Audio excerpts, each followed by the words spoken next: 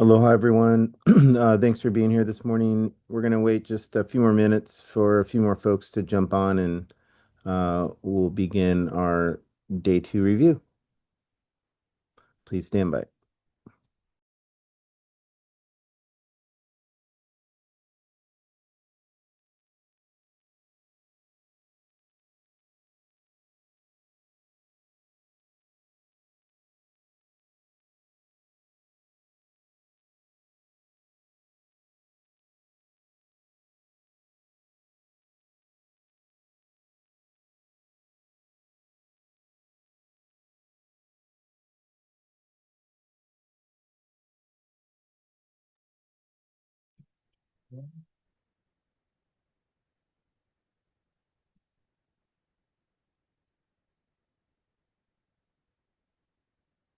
Aloha, everyone.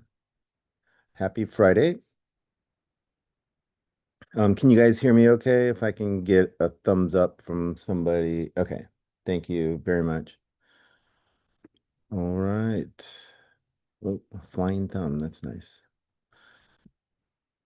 Okay, so thank you everyone for being here this morning. It looks like we have quorum. So yeah, thank you for taking time out of your Friday. We're gonna just adjust our camera a little bit. I think so.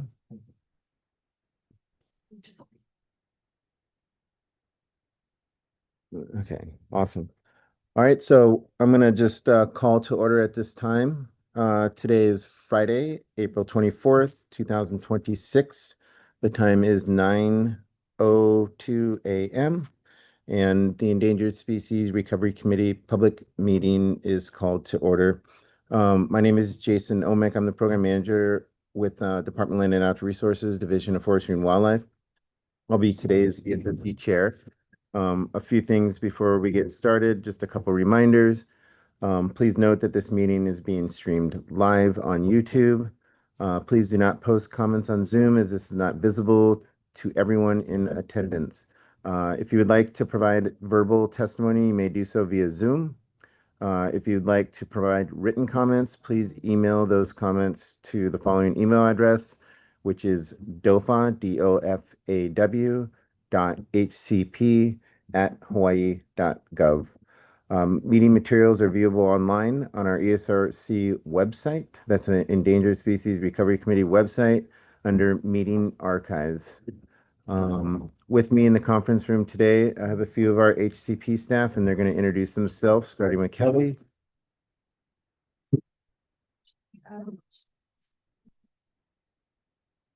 Aloha Kako, Jesse Adams, Delta HCP staff.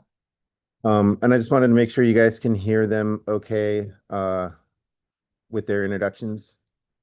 Because we're using one microphone today. Can I get a thumbs up that you guys heard Jesse? Okay, thank you. Also, today, our State Deputy Attorney General Cindy Young is here today with us in the ESRC if we need to go into executive session. Cindy, are you with us? Yes. Hi. Great. Thank you for being here today. Really appreciate your time.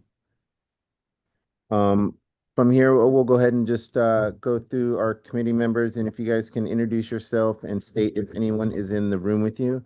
And also just please remember to leave your cameras on during discussion, please. We'll go ahead and start with Melissa.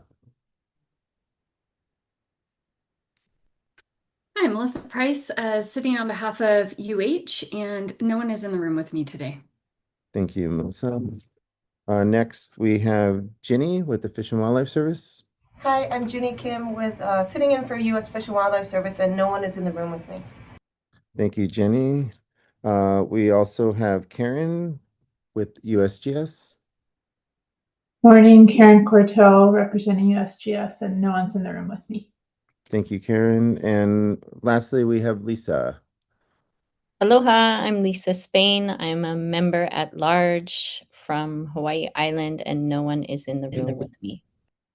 Awesome. Thank you, everyone, again.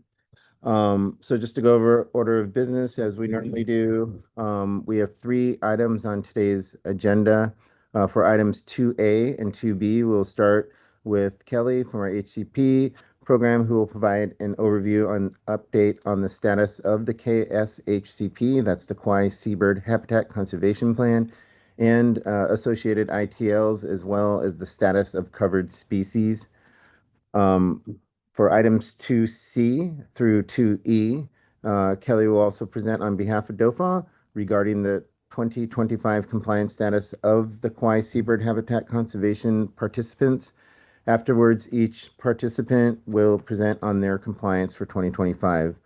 As a reminder to our licensees, please keep your presentation to 20 minutes if you can. Following each set of participant presentations, we will open the floor for ESRC discussion and comments, as well as public comments. After that, we will adjourn, which is item 3. If you guys have any questions with our order of business, speak now. All right, we'll go ahead and move on to item 2, which is the status of the Kauai Seabird Habitat Conservation Plan. And I will leave the presentation up to Kelly, our HCP associate here today with us.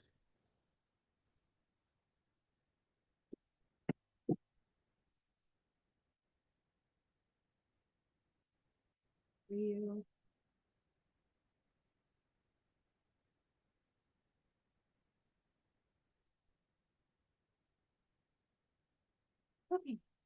Good morning, everybody. This is the Endangered Species Recovery Committee 2025 Seabird HCP. Jason, can I interrupt? It's a little hard to hear. It's very soft. Okay. We will take care of that right now. Thank Let's see if you can put your audio on. I can turn my audio on. Is this better? Yes, but it's echoing. Okay, how about now? That sounds better. And Okay. your Okay. slides are on All right. not on Let me presentation close my mode. PowerPoint again. Okay, sorry, I'll start over. This is the Endangered Species Recovery Committee 2025 Kauai Seabird HCP Annual Review Meeting, Day 2 of 2. And so sorry for one Kelly more Yamaguchi again with interruption. the HCP section. Today is April 24th, 2026. Before I get started, just want to say thank yous to everybody again. So our partners at Fish and Wildlife Service, everybody we work with at DOFA, all of the HCP participants and their teams, so their contractors, their predator control folks, their employees, everybody who kind of contributes to the HCP and implementing that. And then also, of course, thanks to our committee members today and Deputy AG Cindy for being here. We're not presenter mode. I think Karen has a question here. Oh.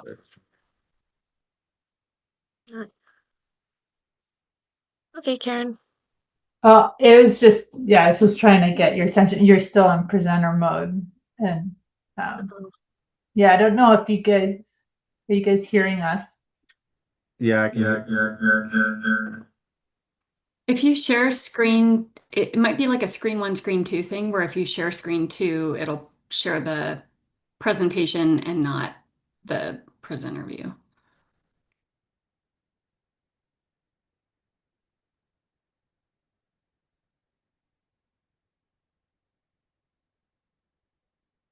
There we go. Okay. All right. I think we're all sorted. Everybody can still hear me okay? Okay, thanks. Okay. So today, there's 8 individual participants. Today, we're going to be hearing from 6, 7, and 8. So Kauai Coffee Company, Alexander and Baldwin, or A&B, and Hawaii Department of Transportation, or HDOT. Last week, we heard from the first 1 through 5. So for all of the licensees, their terms are from June 2020 to June 2050. It's a 30-year license term. At the conclusion of 2025, all of the participants are approximately 5.5 years or 18% through their license term. And here is an updated population estimates for all of the KSHCP's covered species. For the AO, the pelagic population estimate is 84,000. And then we have the Kauai population estimate. These are from Archipelago Research and Conservation, Research and Conservation. These are not the at-sea estimates, but Kauai population estimates. So 34,546 for AO. For Oahu, pelagic population estimate of 19,000, Kauai population at 25,277. And then Ake population estimates for this species are uncertain, but based on genetic data, approximately 166 to 2,327 would represent 10% of the population. Kauai population estimate is 250 breeding pairs. So here is we had these slides at our last meeting, but just to go through it again, and I tried to clarify a little bit what this table is actually showing. So this is a summary of total take of combined all of the participants. So all take from license issuance through end of calendar year 2025. The columns on the left will show the authorized take, so what's authorized under their entire 30-year license term. The columns on the right, the total calculated take, again, that's cumulative calculated take for all KSHC participants up until calendar year 2025. So the covered species for A'o fledglings, Ua'u fledglings, and Ake fledglings. So lethal take, total calculated take is 141. For A'o, non-lethal 189. For Ua'u, lethal take 7, and then total calculated non-lethal take 5. For Ake, we haven't had any calculated take lethal or non-lethal. So again, approximately we're at 18% of the permit or license term. And then for AO, for both lethal and non-lethal take, we're approximately also at the 18% of their total authorized take. And for Oahu, about 18% of their total authorized take has occurred, and about 15% of their non-lethal take has occurred. And Ake, again, no take for lethal or non-lethal. Okay, next slide. Thanks. This is a summary of total take just for 2025. So we have the two larger columns, lethal and non-lethal. The left of each is the observed take, so what the participants are finding, downed, and recovering. And then on the right columns, we have the calculated take. So each of the participants have a discovery rate, which is stated in their individual participant inclusion plan. Most of them are at 50%, but some of them are a little bit higher. So those numbers we use to get the calculated take from the observed take that the participants report. So this year we had the observed take in total of 59 A'o fledglings. 7 were lethal, 52 were non-lethal. And then also noting below, it's not included in the total take table because these adults were found at one hotel. They're not currently covered species. Again, we talked about it last week, but one hotel is pursuing an amendment to include adult A'o in their covered species. For Oahu, this year we had 1 lethal and 1 non-lethal take, observed take, which resulted in 3 lethal take calculated and 1 non-lethal take calculated. For Ake, no lethal or non-lethal take this year.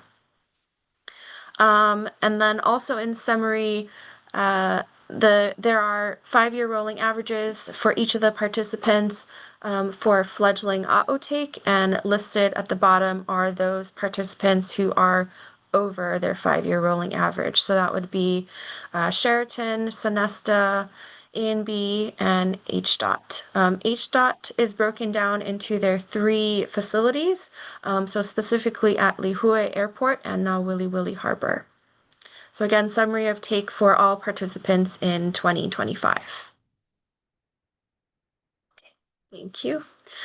Just to review again, mitigation for this HCP, the non-lethal take of fledglings, subadults, or adults is offset in year by their recovery, rehab, and release. So this again is what the participants are doing throughout fledgling season, or actually throughout the whole year, recovering. Some of them do year-round.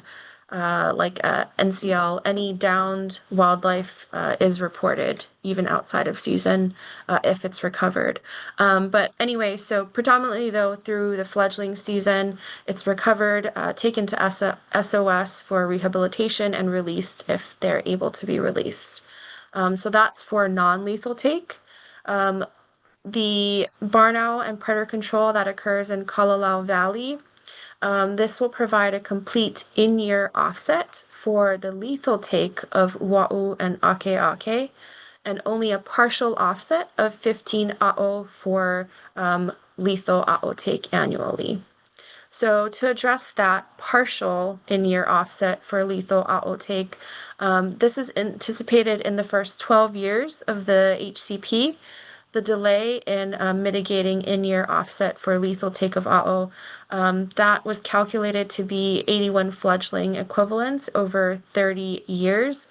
So that's rolled into the entire mitigation for the project.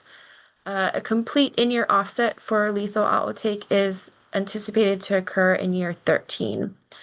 So given everything at the mitigation site, Kahuama'a Seabird Preserve, that's when we anticipate complete in-year offset will occur for a'o lethal take, and years following it will, or is predicted to be, a greater than in-year offset in years 14 through 30 of the KSHCP. So just an update on Kahuama'a Seabird Preserve. Eric will be presenting next month on a fuller picture of what's going on there. But just briefly, in 2025, a single a'o was seen on trail cameras visiting the site on 3 nights in May. A single ua'u was also seen visiting the site on June 20th. 2025, and then in past years, 2023, 2024, a single ua'u was documented visiting the site on multiple nights. And currently, no nesting and no fledglings produced. So still in that kind of like prospecting stage. Okay. Here is an overall view of predator control for all of the participants of the KSHCP. NCL does not do predator control aboard their ships, so they're the only participant who does not actively do that. But everybody else is required to and does. First column, you can see the trap nights. Second column, the number of predators removed. And in total, for all participants in 2025, 190 predators were removed from the landscape.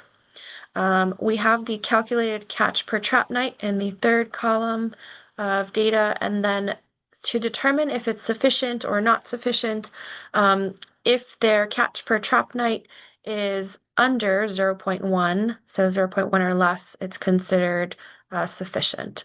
So currently, all of the participants are sufficient with their trapping, except there's a caveat at the bottom of the table that the county, they trap at multiple locations and facilities, but at specific locations, trapping is not sufficient. So 2 locations, the Historic County Building and Annex and Kaniko'o Elderly Housing or Rice Camp Senior Housing, these 2 locations independently were insufficient, but collectively the county's trapping was sufficient across all properties.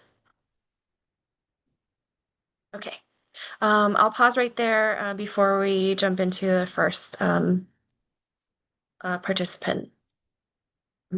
If the ESRC has any questions on what was just presented, you guys can make comments. I wasn't going to go into any recommendation slide, as this is more of an overview of mitigation and stuff, but we can move straight on to the Quiet Copy Company. And once we go, oh, go ahead, Melissa. So maybe just one question that I can ask up front, given what you just presented, and so that it's I can know better what to ask on the individual ones. But so you mentioned that a number of folks are over their 5-year rolling average, or their 5-year rolling average is over essentially what would be needed to stay under their total permit term. Is the Are you working with all of those folks on either further minimizations to get them under that number or permit amendments? Because it seems like you have to do one or the other to stay within what's needed, right? Correct. Yes, so all of the participants that are over their maximum 5-year rolling average, that's kind of predicting that they will exceed their permitted license take. Yes, so they're continually trying to make improvements at their sites to minimize take as much as possible. I anticipate we may, I mean, for some of them, so we're kind of there with most of them. Except I would say probably for one hotel when their take is really just far, far outpacing what they've requested. So of course they're proceeding with an amendment to increase their take request for AO. But most of the other folks, I think, are continually trying to make lighting improvements or any other adaptive management measures to decrease their take. We may get to a point in the future where they may have minimized or done as much as they could with lighting, especially. And if it looks like they're still on pace to, exceed their take, that's when we would probably recommend an amendment. Okay, so what I'm hearing you saying is that one hotel is pursuing an amendment to accommodate the additional take that's occurring. Everyone else is going to try to get their numbers down, and essentially they'd have to pop below their current pace to kind of even out over the course of the term, right? So in those cases, are they presenting to us what they're going to do to further minimize, or are we expected to provide recommendations today? Both. Yeah, so I think the licensees are, yeah, most of the licensees are, they're pretty good and they're aware because a couple of them have been over the 5-year rolling average. So they're aware that their take is kind of, paced higher than it should be. So most of them are trying to implement their own adaptive management at their sites. But definitely, I think hearing whatever the ESRC can recommend, if they have any recommendations, that's definitely helpful for the participants, just to see, what else we could possibly do to get these numbers to come down. But I think all of the participants that are aware of this, yes, they're trying to do adaptive management on their own to try and bring the numbers back down. Okay, so I assume it's going to be in their presentation, but I'll just note maybe because folks have just a little bit of time here, obviously not the one presenting right now, but the rest have an extra 20 minutes or 30 minutes. So if they don't currently have that highlighted as far as what they're going to change in the next year to get that down further, if they can just do that, that would really help us out because that reduces what we've got to make recommendations on. It's much better, obviously, coming from them than coming from us if they already know what they need to do. Right. Okay, thanks. Thanks, Melissa. That was a good point. Do we have any other questions from the committee before we continue on to the Quiet Coffee Company? No? All right. We'll go ahead and move on to the next agenda item. Okay, so this is, first up, we have Kauai Coffee Company. It is a coffee farm and factory in Kalaheo within the Moku of Kona on Kauai. In 2025, the status of their ITL number 25, they did not have any reported take of covered species. So here below, this is their cumulative calculated take. So total since the license was issued in 2020 through 2025. So first column, you can see they're authorized, what they're authorized for over the 30 years.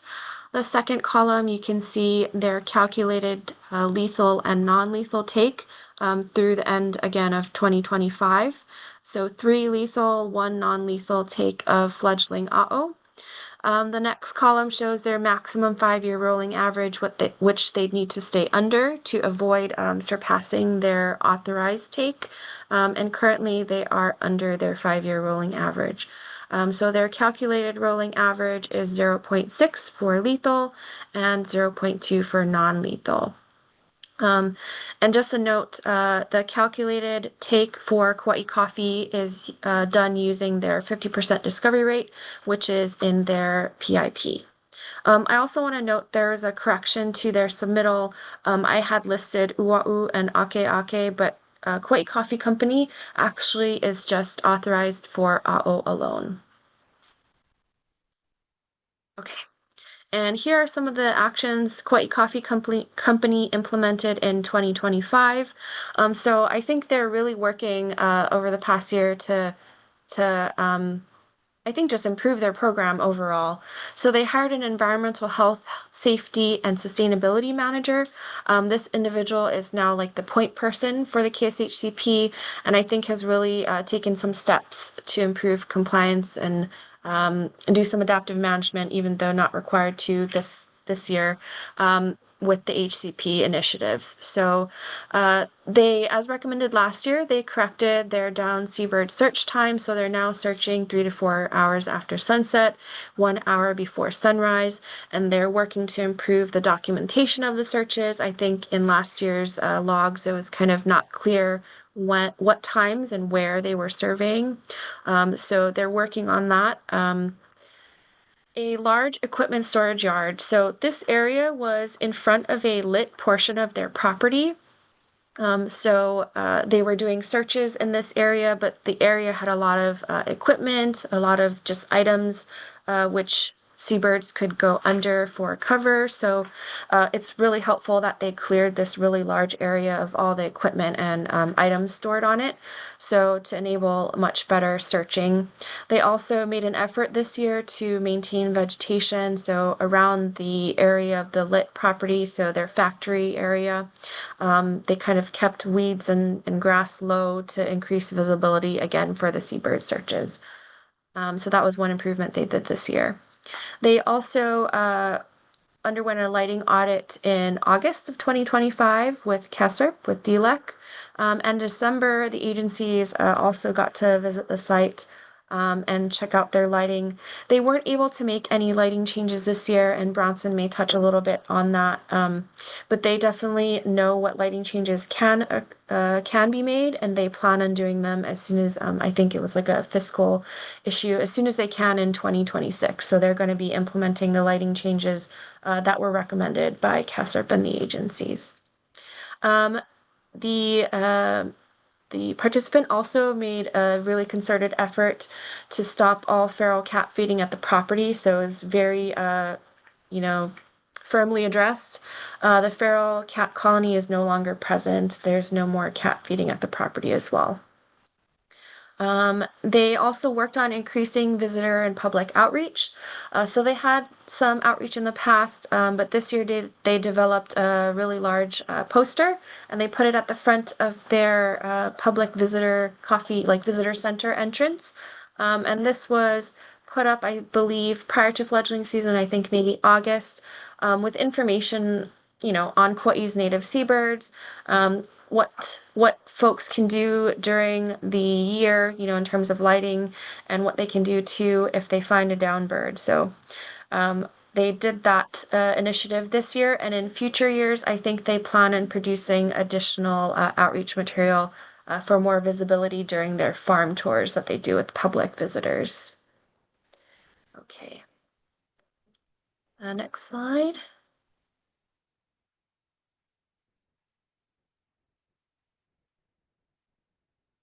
Sorry, I think it's a little bit okay, there we go. Thanks. So recommendations for Kauai Coffee County. So the outstanding recommendation that we had from 2025 was just to work on their in-house decoy search program. So we talked with them a little bit about mimicking a little bit more of like a random deployment of decoys. So not so much like an announced decoy trial. And then also wanted to point out that third-party efficacy trials with KSHCP, DOFA is working to try and get that funded for the 2026 season. So hopefully that will be in place as well for Kauai Coffee County this year, this coming fledgling season. Recommendation for this year is really just to implement the lighting minimizations that were recommended to them from the August and December site visits. But of course they had planned this, so, or they are planning on doing this. So yeah, that was the only recommendation we had for them. Okay. From Kauai Coffee, we have Bronson Yadao here today who will be presenting. Hi, Bronson. Thanks for being here. Hey, morning. I think you covered it all. I think you can skip us. Okay, jumping right in. Mina, if you have any issue with pulling up the presentation. Let's see what all right for the screen. Yes, it's coming up. Okay. Yes, looks good. All right. So yeah, thank you for the introduction and the overview. My name is Bronson Yadao. I am the farm manager here at Kauai Coffee, filling in for Marla Shimatsu, who is our environmental health, safety, and compliance manager. So diving right in, this is the Kauai Coffee Company site. The land is owned by Brew Bottle Capital Partners after a land sale from A&B a few years ago. Our company owners are the Massimo Zanetti Beverage Group. Primary contact, as I've said, is Marla, and that's our location. So about 3,100 acres between Eleele, Kalaheo, and Lawai. So no reported take in 2025. Just a quick note, we did have one of our workers bring in a bird, recovered it properly, brought it into work so that we could bring it to the Hanapepe fire station. So training sinking in, which is a good sign. He found it in Hanapepe on his way to work or at his house. So no take on farm, but we got that one little recovery effort. Lighting. So site audit before the season on August 14th. Brief overview while Dilek was here for the searcher efficiency training on September 15th, and an actual real-time evening audit during the tail end of, I think it was our last week of nighttime operations for harvesting on December 1st. No lighting changes were implemented due to lease negotiations. Some of you in the room might know about that. We're currently working out a new 15-year term lease with our landlords. We're been in a freeze come and go mode, and that lended in a way that lended well for the equipment yard cleanup, because it was touch and go for a minute. But we believe that the lease will go through and then we'll be around for the foreseeable future. So specifically, if you guys can see this was the notes that Kelly and Elise had for us. So basically you're looking at the Mackay facing factory area. And over the years, these were screened due to several storms and hurricanes and such. They're kind of just open air, direct view into our shop lights. So you want to cover these with a pretty dark green mesh. If anyone has a ideal color, green jumps to mind, dark green. But if anybody has any recommendations on that before we implement that this year, I'm all ears.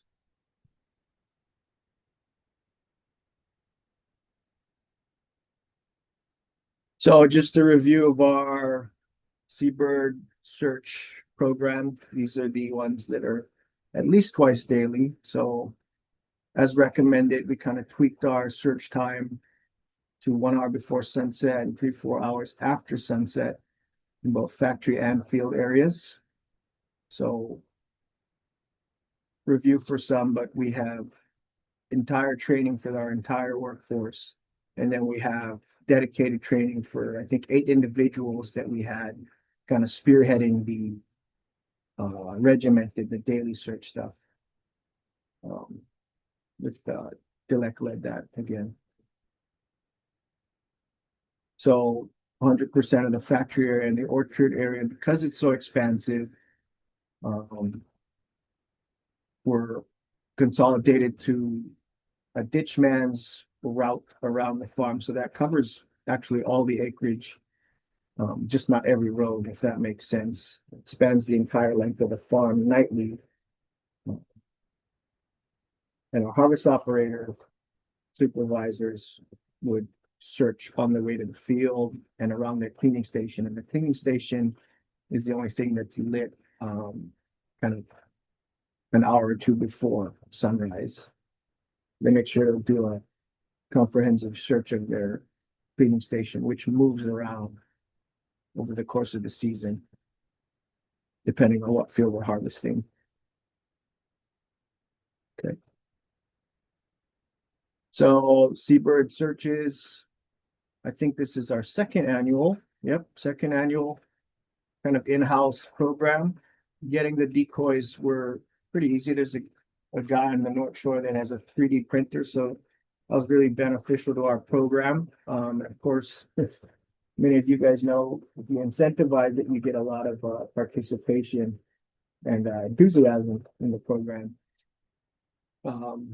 We will adjust this to be more vague on the decoy deployment events, if that makes sense. So we might do something of week of, or perhaps, you know, we will be setting decoys at random, and I think that'll kind of keep everybody more on edge to be searching constantly, which is the ultimate goal, right? So we kind of mimic the previous year when we had the outside entity searching, deploying the seabirds, and we kind of mimic open, partial, and full cover, so you can kind of see our discovery rate there. That was ding and partial cover. This one was, I should make a note, the training really focuses on ground level undercover. These two, because I set all these decoys, were kind of on ledges.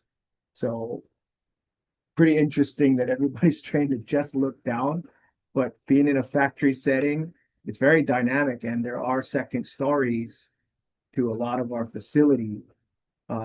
So putting one at eye level or a little bit above eye level really threw these guys off. So when they didn't find it, there was an email sent or where it was, and it was just staring at everybody, but everybody's looking towards the ground. So I thought that was pretty clever, but we didn't find those. So we're learning from our own decoys here as we go. Predator control. So this span prior to the season, August 6th through December 12th. Trapping occurred kind of from an outwards in approach. So 8 traps all year long, kind of outward, east to west, and consolidated into the constantly lit factory areas when the season was actually in play. So just reading off the slide here, 41 nights by 8 traps, 300 trap nights events. Total number of predators removed, 20. Calculated predator catch per trap night, 0.06. Yes, so this is one of the notes for 2024 into 2025. So we really targeted the trapping locations, working with the third-party predatory control entity. If we saw them, we noted it, moved the traps there as quick as we could, kept them there until the predator counts went down, and then if they weren't catching anything, we'd move them again based on sightings or areas where we haven't had a trap for a while. But Yes, okay. So, I mean, just a table, simple table here. Predators caught. Let's see, kind of early in the season. At the beginning of the season, and we kind of fell flat. So, not to say there wasn't sightings, but they didn't go on the traps from the majority of the actual season, which kind of ends towards the end of the table. Okay, moving on. Getting into training. So, 2 trainings, one in-house, then one with Gillette of KSRP. Entire company was trained, so there's your numbers there, 79. 85 employees, factory and orchard, received the KESRP training. And that's the dedicated sets of training there, 8 designated employees.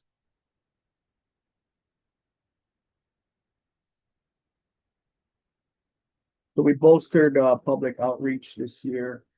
We always have signage at the visitor center and in the administrative office, but we developed this single page large poster, and that's available at the visitor center for locals and visitors alike. And it gives an overview and why we'll participate and additional links and information if they're interested.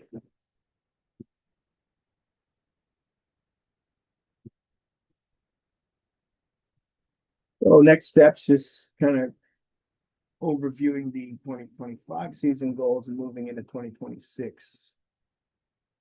Major cleanup in the factory yard. I mean, there's always room for improvement, but if ask Kelly and Elise and Gillette compared to last year to this year, a lot of the junks were taken out of the factory, which is a pretty expansive area. It's a lot of hiding spots.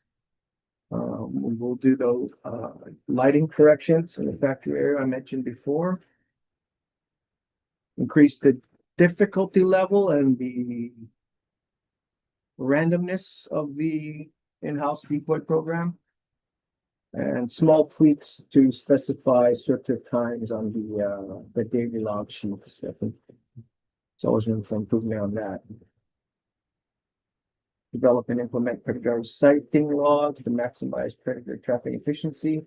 So that's going to be an ongoing thing, but already something we implemented last year. Bolster community outreach by including a large banner with a QR code. So that's a kind of a mock-up of what we're thinking. And this will be a rather large banner that I envision as a stop of our 3 times daily farm tram tour. So these visitors are getting it a lot in their hotel rooms around the island as they visit, and now they'll get it on the tram path. So, yeah. Any questions on that? That's my last slide.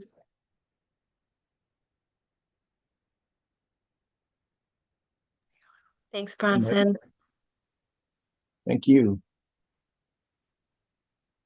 All right. Yeah, thank you, Bronson. It was great. The flyers and the outreach stuff look amazing. And it's great to hear some of the work you guys are doing to randomize or make the seabird searches more random and to keep people, on their toes. So good stuff.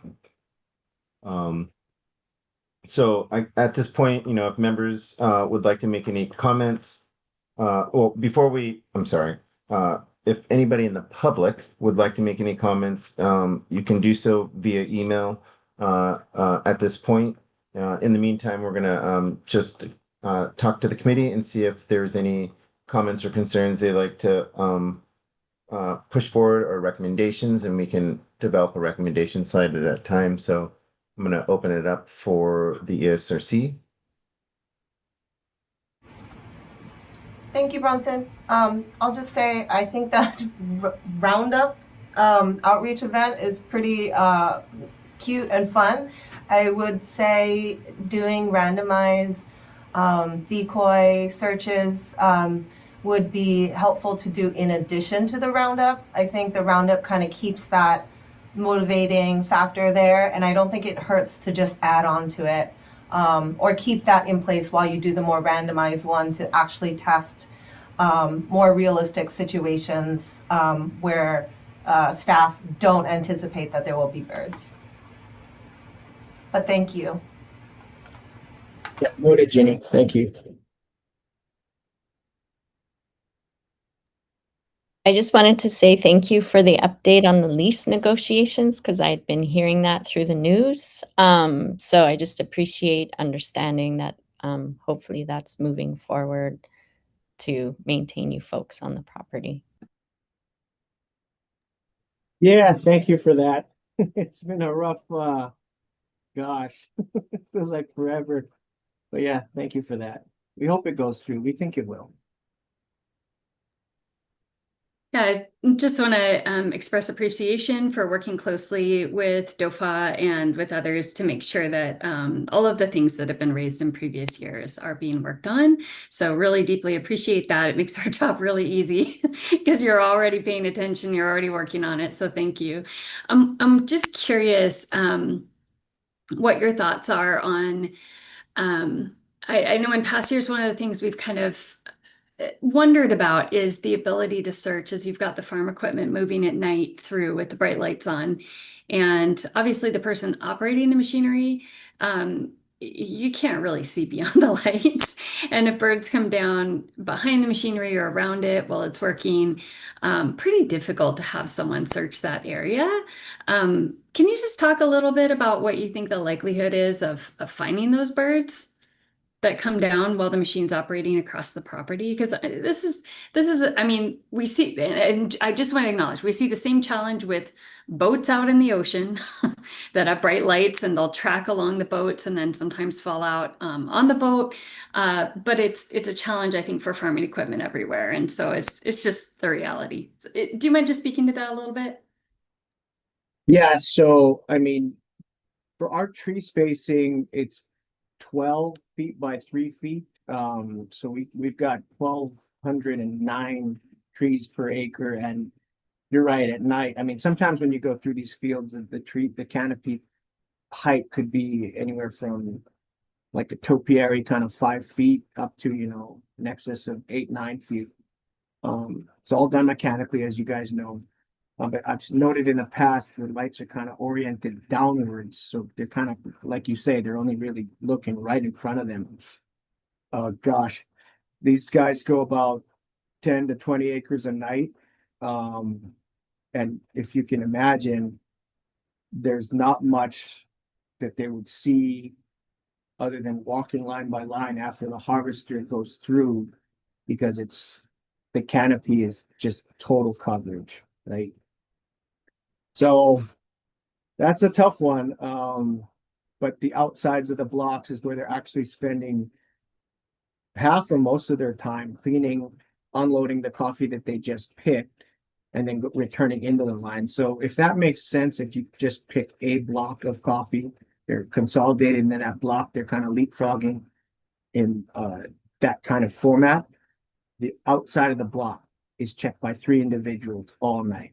But the in-row stuff, ooh, that's something we're gonna have to think about. That's a tall order.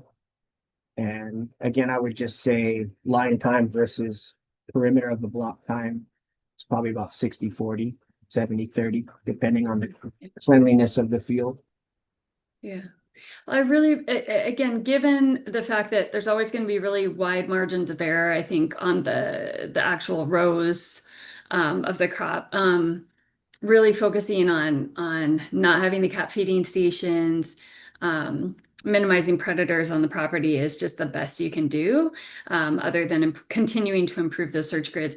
Have you guys considered using conservation dogs for searches? I know that there's been some challenges with implementing those various places, but it's kind of in a space that's really hard to search. It might be your best bet. So I'm just curious. Did you say conservation dogs? Yeah, they Oh. can search them out and find them much better than people because they're using smell, right? And those birds are Okay. smelly. Like they're apparently the dogs have a pretty easy time finding them. I would imagine, yeah. Yeah. Do you know if anybody's doing that on Kauai? Yeah, That's a yeah. resource we would look into, sure. Okay, sweet. Okay, They're not so gonna go after the pigs. Oh, they can go after those different kind pigs. of dogs, Yeah. different training. So maybe follow up with DOFA on that because Yeah, there's for certainly sure. others who are That's- implementing those. Thanks for your interest.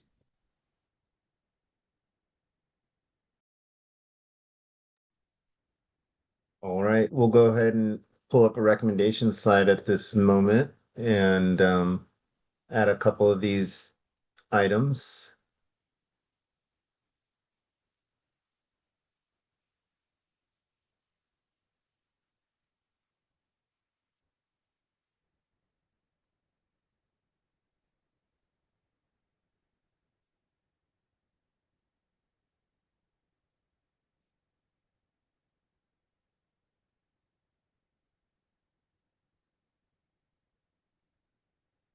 Do we have one more? I thought there was one.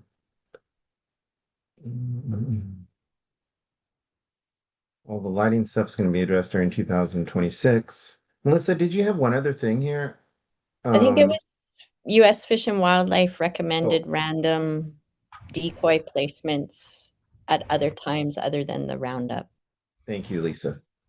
Yeah, this is I think this is a ESRC recommendation that was outstanding from 2025.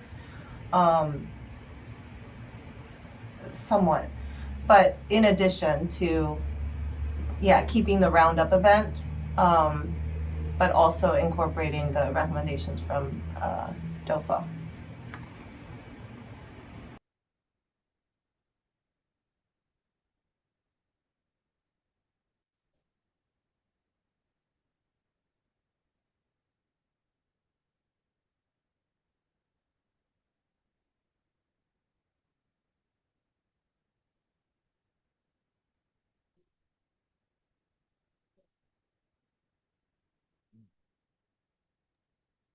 Right. You remind what was on the DOFA recommendation slide? I think from this year.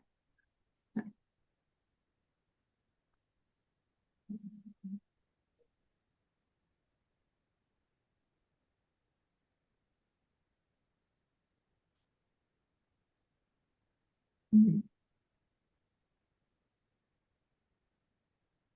No. Thank you.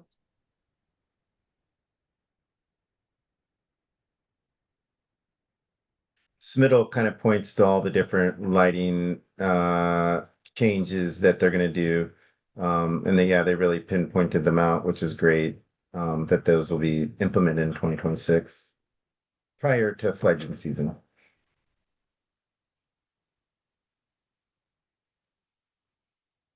I'll take another minute if you guys have anything else we'd Getting like to. back to those windows at the factory area that are just open now. I mean, what does the group think? I mean, would a dark green mesh be preferable to your generic black?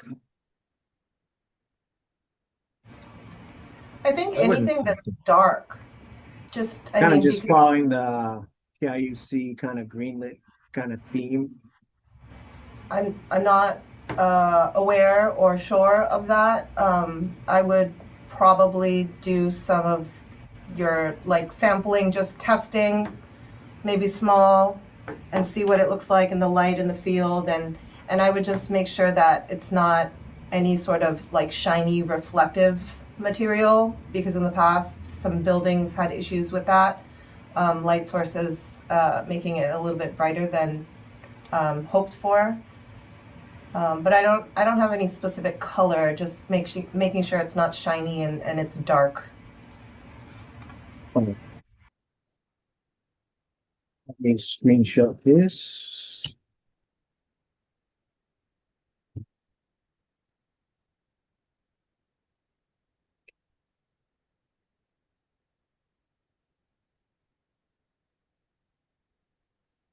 All right. Hey, members, do we have anything else we'd like to note on the recommendation side? If not, we can move forward with the thumbs up for oh yeah, we need to do public comment. first real quick. No So- comments on email. Thank you, Kelly. Nothing in Zoom. Nothing, nobody has their hand up on Zoom. So we're good with public testimony. If you guys are, oh, I'm go gonna ahead, say Karen. USGS will abstain from voting for this one. I just think not, I think we can't vote for somebody that to implement the agency recommendation. So it's just sort of a process thing. But Okay. I'll abstain from this one. Are you okay with the other items on there besides the DOFA recommendation, Karen? Yeah, I mean, I like reword the second one a little bit, but so that it's yeah, I think it's just the framing. Like, I think USGS, right, can't be like directing certain actions. So Yeah, it's just a recommendation. Yeah. But I understand. I'm okay with what we have here on the screen. For others, if you guys have thumbs up, we can push forward. Thank you, Lisa, Jenny, Melissa. All right. Yeah, thank you, Bronson. I wanted to say, the whole trip to Oahu, that's pretty amazing. And I'm sure people are really interested in trying to get a trip and work really hard to find seabirds. So, a great incentive program. Thank you to the group. And thank you for the presentation. All right. Let's see. We have a consensus on the recommendation side, so we push forward with that. Do you guys need to take a break at the moment, or are we okay to push forward to our next agenda item?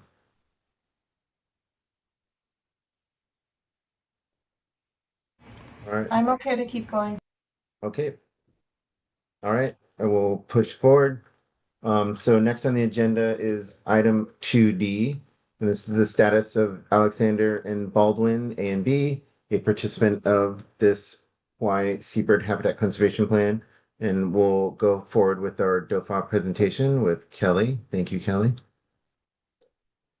I think we're in that sideways. Since remote again. Yeah.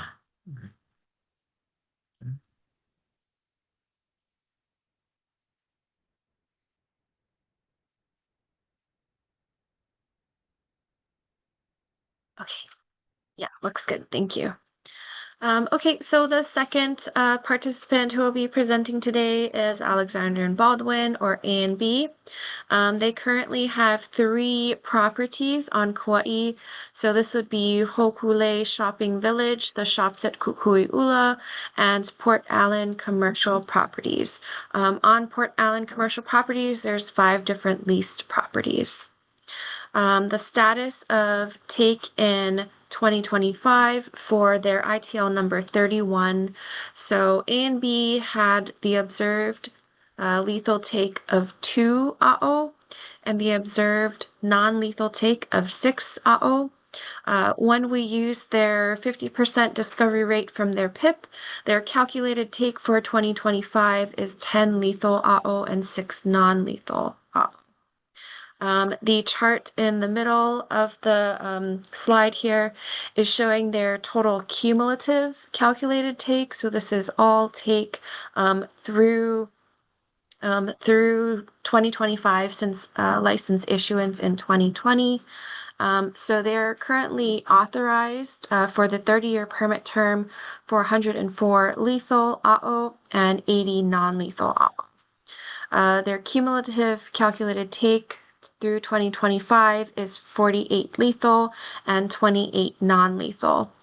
Sorry, I forgot to make a note down there of the double asterisks. So A and B, according to their records, have a little bit of a different take number. So according to their records, their cumulative calculated take is 35 lethal and 25 non-lethal. The agencies and A&B are aware of the discrepancy.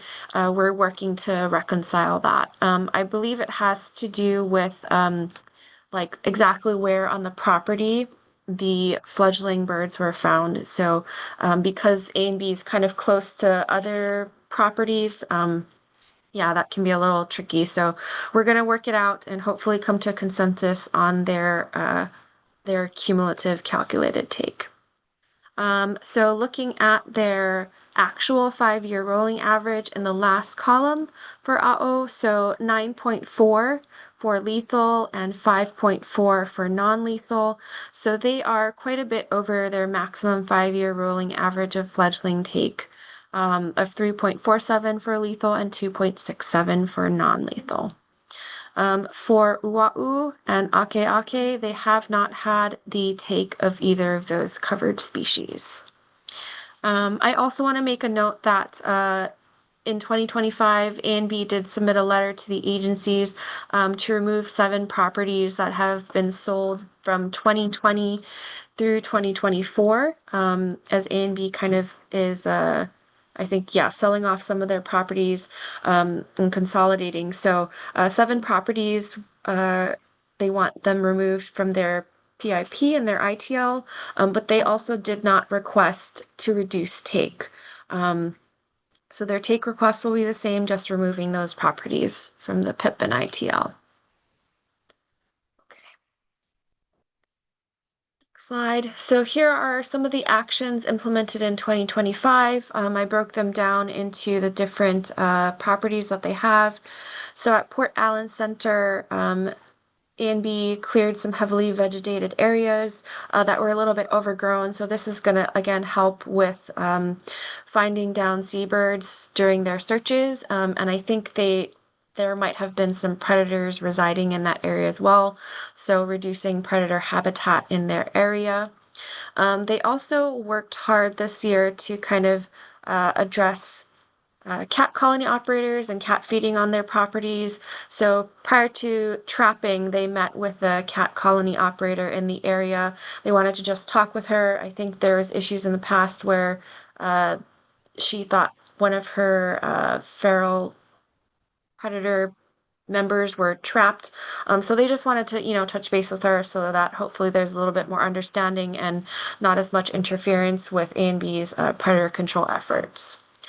Flyers were also provided, so A&B is trying to bring a little bit more community awareness, so they are usually pretty good with reaching out to neighboring facilities, neighboring housing, to kind of increase community awareness with the same kind of information as like, what to do with recovered birds, how you can help by minimizing lighting, and all of those things. So that's an ongoing effort from A&B.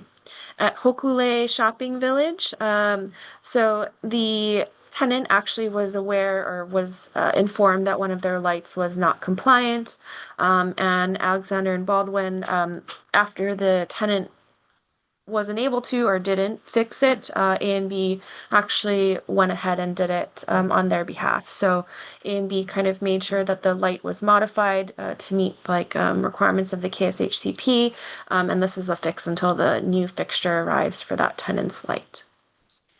For the shops at Kukui'ula, they're continuing to minimize lighting, so they further minimize 25 globe lights, and they have plans for additional lighting minimization across the properties.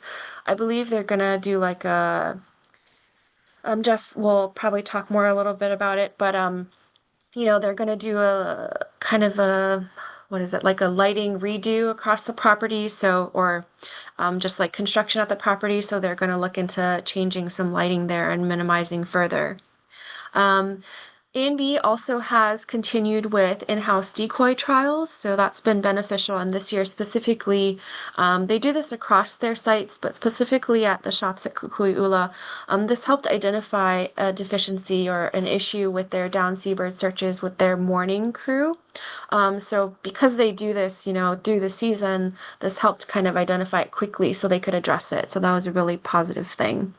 Again, a concerted effort to address the predator feeding that's occurring at their site. So the area near Longs has historically for A and B been an issue. There's kind of an established cat feeder there. So they're really trying to work with this person, discourage it as much as possible. It may be that feeding has kind of shifted to like either like really, really early morning hours, but they're still trying to, have security come by and doing as much as they can to kind of minimize this. It seems to, I think, again, maybe Jeff will expand a little bit, but it seems to have reduced somewhat. But this also is an area where trap tampering occurs. Okay. Oh, I also should mention A and B has also recovered 8 additional AO from neighboring properties. So as they're doing their searches, again, they're recovering birds that may have been come down from like the area. So we always appreciate A and B doing that for the greater good of the species. I think this is where some of the discrepancies in the take may have occurred because A and B reports listed or covered species from other properties. So I think that's what we kind of got to sort out. But yeah, so thank you again to A and B for recovering those 8 additional AO from surrounding properties during their searches. Okay. So A and B actually did not have any outstanding recommendations from the ESRC last year. And this year, just the recommendation would be to carry out with all the minimization actions they have identified for themselves in 2026 and continue to implement any additional measures that they can identify to further reduce lighting and minimize take of AO at their facilities because of their 5-year rolling average. Okay. That was all I had as a quick overview from Alexander and Baldwin, and we should have Jeff here today presenting on their behalf.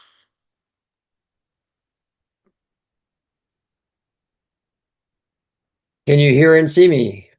Hi, Jeff. Yes, we can hear you, and we're Okay, going to make great. you a co-host, so you should be able to present. I think your camera's not. We can't see you. We can hear you though. Uh, There you go.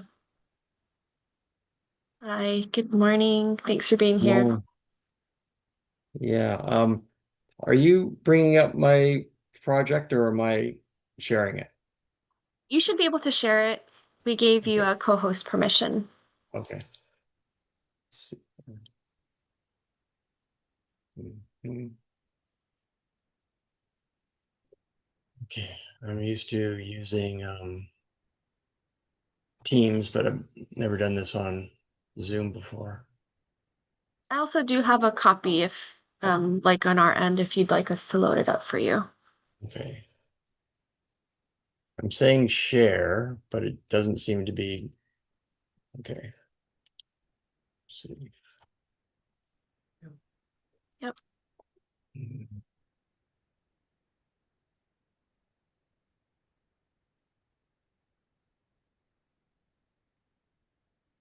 Did you see that? I think it's loading. Oh, it was there for a little bit. Hmm.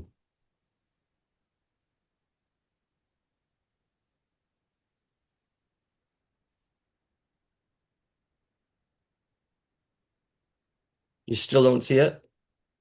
Not yet. Hmm.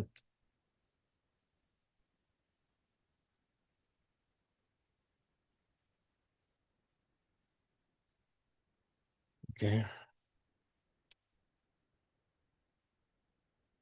You had it up just shortly when you clicked the share. We saw your desktop. Yeah, I've got the Almost. whole, I've got it up now. It's bizarre. Okay.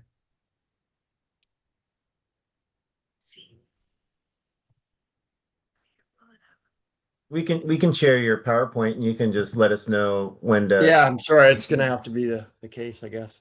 No problem. Okay, let me pull that up for you.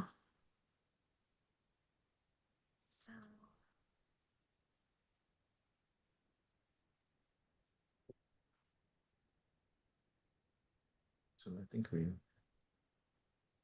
Is that you, Jesse? Yep. Okay, good. I had it too. Thanks. Okay. Sounds good. Okay, can everybody see that?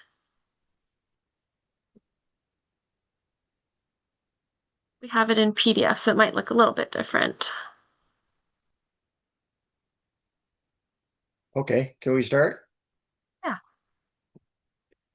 Okay, I'm Jeff Kermode. I'm the environmental affairs specialist with Alexander and Baldwin. I've been in that position since 2012, starting with their former HCNS, Hawaiian Commercial and Sugar. And then when the sugar shut down, I moved over to AMB. So I'll just go to the next slide. We have 3 covered facilities. First set is at Port Allen, which is composed of, 6 properties. You've got the steel warehouse, the 2 gravel parking lots, Port Allen Marina Center, and Port Allen Centers 1 and 2, and then a shoreline parcel. Next slide is the shops at Kikui'ula, also known as TSAC, which the center portion is the shopping center, and then on both ends consist of parking lots. Okay, next slide. Hokule Shopping Village or Hokule Village. This consists of like Safeway and Petco, and then there's one portion at the northern part of the lot, northeast corner, is American Savings Bank, which is not part of our parcel. Okay, next, participant updates. You guys all there? Hello. Yes. We're here. Okay, yeah, I just want to make sure because it's pretty quiet. Participant updates. Again, my former boss, Sean O'Keefe, who you're well aware of, he retired at the end of February 2025, and I took over the overseeing this program. Alexander Baldwin, you may have known, was purchased very recently in March 2026. So there may be some property ownership changes that I'll be submitting that information on in the near future if it affects these properties. Okay, next slide. Thank you. This is the take summary for 2025. We had 8 birds come down total. 2 were deceased and 6 were recovered and then released. 2 of them were at Hokule, and the remainder were at Port Allen. None were at TSAC this year. Okay, next slide.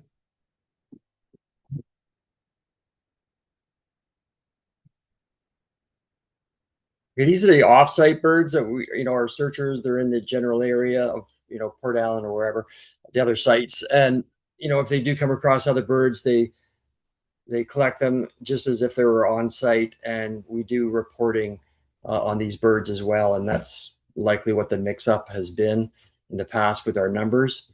So here, ironically enough, we have another 8 birds, 2 deceased and 6 recovered and released. The majority of these, again, were in Port Allen, and the top 2 they're listed as being at American Savings Bank. They're listed as 2 birds, but more than likely it's the same bird. They were found by our landscape crew working in the area, and then they went to get a box. And then when they came back, it was gone. So they weren't sure if someone else had picked it up or if it just took off on them. So we alerted the searchers, and that same day, the searchers came out on their evening shift in the same general area, and they found the bird and recovered it. But we had to list it as 2. So that's that. And these are, sorry, next slide, in Port Allen and the vicinity. This is just a summary of the locations that our birds were found. The majority, of our offsite birds are being found at a service station here. There's a fuel station There's 3 birds that were found right on the pad of the service station, and then one about 15, 20 feet away from the pad on our property. But it is very bright, and we very problematic. So this is part of our outreach that we want to start talking to other people in the area. We've already started the program with letters going out, but we want to start more of a direct approach with people, property owners, businesses that may not be aware of these issues. And so hopefully we can address these issues before the start of next season, just so we can reduce the overall fallout in Port Allen in general. TSAC, sorry, next slide. No birds found this year in this facility. Next slide, Hokule Village. You'll notice we had 1 deceased bird near the vacant lot, noted in red there. And then you can see the 2 birds noted at American Savings Bank up in the top right-hand corner. And then we had our 1 bird over by Jack in the Box. And that was recovered and released. Okay, next slide. This is our calculated take. So as noted, we had 2 non-lethal takes, and then we had 2 lethal. So our total lethal and non-lethal was 10 and 6. This is using our PIP rate of 50%. On the right-hand side is our adjusted rate, which is a 0.65. And that is based on our the decoy program that we've had going on since 2023. And then we had HT Harvey conduct a decoy effectiveness survey for us, efficiency survey, and they came up with a higher rate. So this is our conservative rate that we came up with, was 0.65, because the actual rate was higher. But we started with 0.65, and we've requested that this rate be applied to 2024 and 2025. So as you can tell, our lethal and our lethal take drops dramatically by using that rate. So hopefully we'll get that in place for next season. Next slide, please. This is just the rolling averages using the PIP rate of 50%. As you can tell, here's where we should, or here's where we are, and this is where we should be. So we definitely have our work cut out for us, which we can talk about. The next slide just shows you, based on the searcher efficiency of 65%, implemented in 2024 and 25. This is the original 50%. So again, it does help us. We're heading back downward towards where we want to be, but obviously not enough. So again, we have more work to do. Next slide, please. Okay, we're on adaptive management measures that were implemented in 2025. I'll go through them quickly. Just the typical preseason lighting adjustments. We work with the tenants that, off season, they can have their lights on as they wish. And then, but as we approach the season, we start, we do our light audits. We determine that, these guys have got their motions not on, the motion detector. So they know which site lights to turn off. They'll either turn them off, they'll have them on alternating mode. So they reduce, sometimes their lights by 50%, or they'll make sure that their exterior lights are on motion detector. So that's just something we do at the beginning of each season.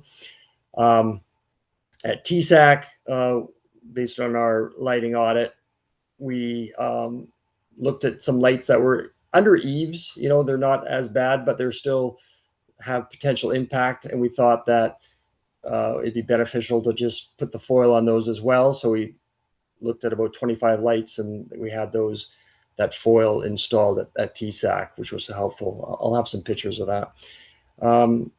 Jack in the Box, it's been an ongoing light issue there. They lost their shield or their fixture, so we've been asking them to put it back on. They ordered it, I guess, but it wasn't in place in time.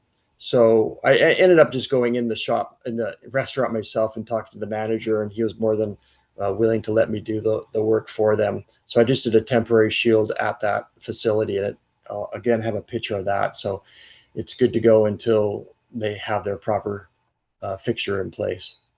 We continued the in-house decoy program to just help improve our searcher performance. That's a great program that we do throughout the year. We've started that in 2023. We did in 2024, and we continued it in 2025. At Port Allen, we install a shade cloth on a very bright white fence on a neighboring property that we had 2 birds down in 2023. We did it again, and we haven't experienced fallout since. We did some significant vegetation removal at Port Allen and Hokulea Shopping Village, just to ensure effective searchability of certain areas where our searchers are walking along in those areas. I can show you those on the map. But these are areas that are typically not regularly landscaped. So they did a significant effort in these areas. Let's see here. This is for lighting concerns that I kind of talked about in Port Allen. We're just expanding our reach to these areas, letting people know, whether it's commercial properties or residents, of the impacts of lights, the approaching season. It's just so if they can, take any steps that would reduce the light impacts during the season, we just supply them with the information that they need to make those adjustments. Again, we still need to do some more public outreach, I feel, in Port Allen, just to help reduce the overall light impacts of the general area. We've definitely increased our efforts by security and the contractors and AMV to decrease any cat feeding at all the locations, and it has been beneficial. I know you talked about it previously. Even at TSAC, it's definitely reduced, but we still have a problem. The people, they come in at midnight just to help feed the cats, but it's all hands on deck. I'm there every week, making my rounds, and if I see any signs of feeding, I take care of it. But that goes for security, and it also goes for our contractor. So we're doing our best, but it's hard to stop everyone. Increase predator control efforts at TSAC. They started doing off-season efforts as well, and that'll be again done in 2026. Whew, that was a lot. Okay, how about next slide, please? Lighting overview. Again, we do our pre-season inspections. A&B does it, and I also use Ahiko Consulting this year to do some visits prior to the season, and then they give us their recommendations. We talk to the property managers, talk to them about the lights that require attention or that need the typical seasonal adjustments, and they coordinate with the tenants that need to make those adjustments as well. We do the preseason outreach letter to the neighboring properties at Port Allen. We have ongoing lighting improvements projects at TSAC.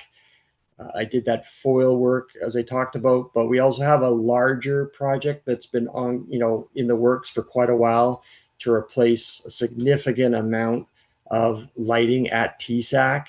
And I have been told that hopefully that project will be taking place very soon, and hopefully it'll be implemented prior to the fledgling season of 2026. So that'll be huge, because that's a lot of lights. So I'm looking forward to that taking place. And again, any problem lights that aren't being addressed that we can take care of ourselves, like I mentioned, we do. Okay, thank you. Next slide, please. We'll go through these quick. This is just giving an overview of the lighting. This is Port Allen Marina Center, seabird friendly parking lot lighting. The lighting, when I say alternate lighting, we have under the eaves here, we have sconces, and we can actually turn off half of those. So during the season, half those lights are turned off. Next slide, please.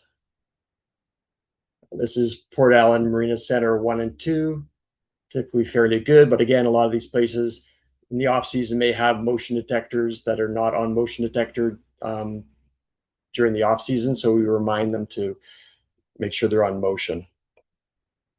Next slide, please. Steel warehouse property, typically fairly dark, but we do have some concerns still at this general location, which I can discuss at another slide. Next slide, please. This is the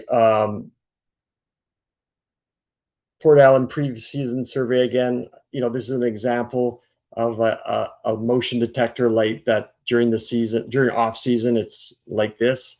And it may not be on motion, but we'll tell them to turn it off permanently or have it on motion only during season. This is the steel warehouse. Again, this is a tenant that has these panels that are shine the lights through from the interior. So we're trying to reduce that lighting during the season. We've worked with them in the past and they have typically been very good at trying to have the lights off at a certain time during season. But they're also an operation that's a charter business, and if they have engine issues or whatever, they have to work. Well, they have to work after 6 o'clock, 7 o'clock at night. Sometimes they have to do that. So I'd like to come up with another scenario for them that we can have a better solution to this, so that there's no concerns after sunset during the season, that we have just a better effective system in place than just hoping that the lights are off. Next slide, please. We are at Hokule Shopping Center. Just an overview of the lights there. Lots of parking lots. I mean, that's one thing. You can have as many parking lot lights that are seabird friendly, but if you have 400 cars in your lot and some of them have high beams on, I mean, you've got a problem right there just in itself. Next slide, please. This is the example at the Jack in the Box at Hokule. So the top picture shows you, this is in dusk, so it's not as prominent, but definitely brighter at night. You'll see this light that has no shield on it. That's what we've been up against for a while. So I ended up just putting on my own adapter shield. They put something initially at the beginning of the season. They had like a little cap on the top, and I discussed it with them, and I just said, how about I just do it for you? And they're more than happy. So you can tell the bottom photo shows the after the shield was put on, and it's the desired effect. Next slide, please. This is a TSAC. Just an overview of the lights. Next slide, please. This is what I was talking about. These are, some lights that are under cover already, but could still be effective if we have aluminum shielding on them. The middle photo shows you the lights that have been shielded with the foil, and pretty much no light is coming out. It's all faced downward where you want it and against the side of the building. So they are effective temporarily. So again, we did about 25 lights this year to help. The top photo just shows that during the off season, they just replaced the light bulb. So part of our pre-audit or pre-season lighting audit just goes around to these lights, and I tell maintenance, hey, you've got 6 lights that someone replaced the light, but they didn't adjust the foil properly. So the light on the left, you can tell is not going to be effective. So that's stuff we do pre-season. They just make those adjustments. The bottom photo shows you some of the lighting examples where we hope to implement the new lighting, just a swap out. We're not adding lights or anything. We're just replacing the actual lights that are there with seabird friendly. Thank you. Next slide, please. Some more work at TSAC. We're working with tenants. This is things that I think we can, get done hopefully this season. Whether it's angling lights better with open lanais. If it's just, second story or first story bright lights coming out from the inside, can we incorporate screens, blinds, or tinting of the windows to make it more effective? Yes, we can. So hopefully we'll be working with the tenants more aggressively this year to help address these ongoing concerns. Same thing with outdoor lighting or decorative holiday lighting. It's a time where, people are coming into TSAC and it's holiday season. But we still have to address that type of lighting just like any other lighting. So how can we adapt, that type of lighting that's less of an impact, whether it's the hours the lights come on and go off, and or just placing brighter lights under heavy vegetated overhead vegetation, which would have less of an impact from the birds looking down. Alrighty, sorry, next slide, please. The down seabird searching, typically, we're the same season, September 15 to December 15, twice nightly searches, the 3 to 4 hours before sunset, and then the second search 1 hour prior to sunrise. 4 searches were missed of the facilities, all facilities combined for the entire season. So we had a 99% completion rate. 3 of those searches were basically the last day of the season. On the 15th, they did the morning, but there was a communication error and they didn't do the 15th evening. So that was 3 of the 4 searches that were missed.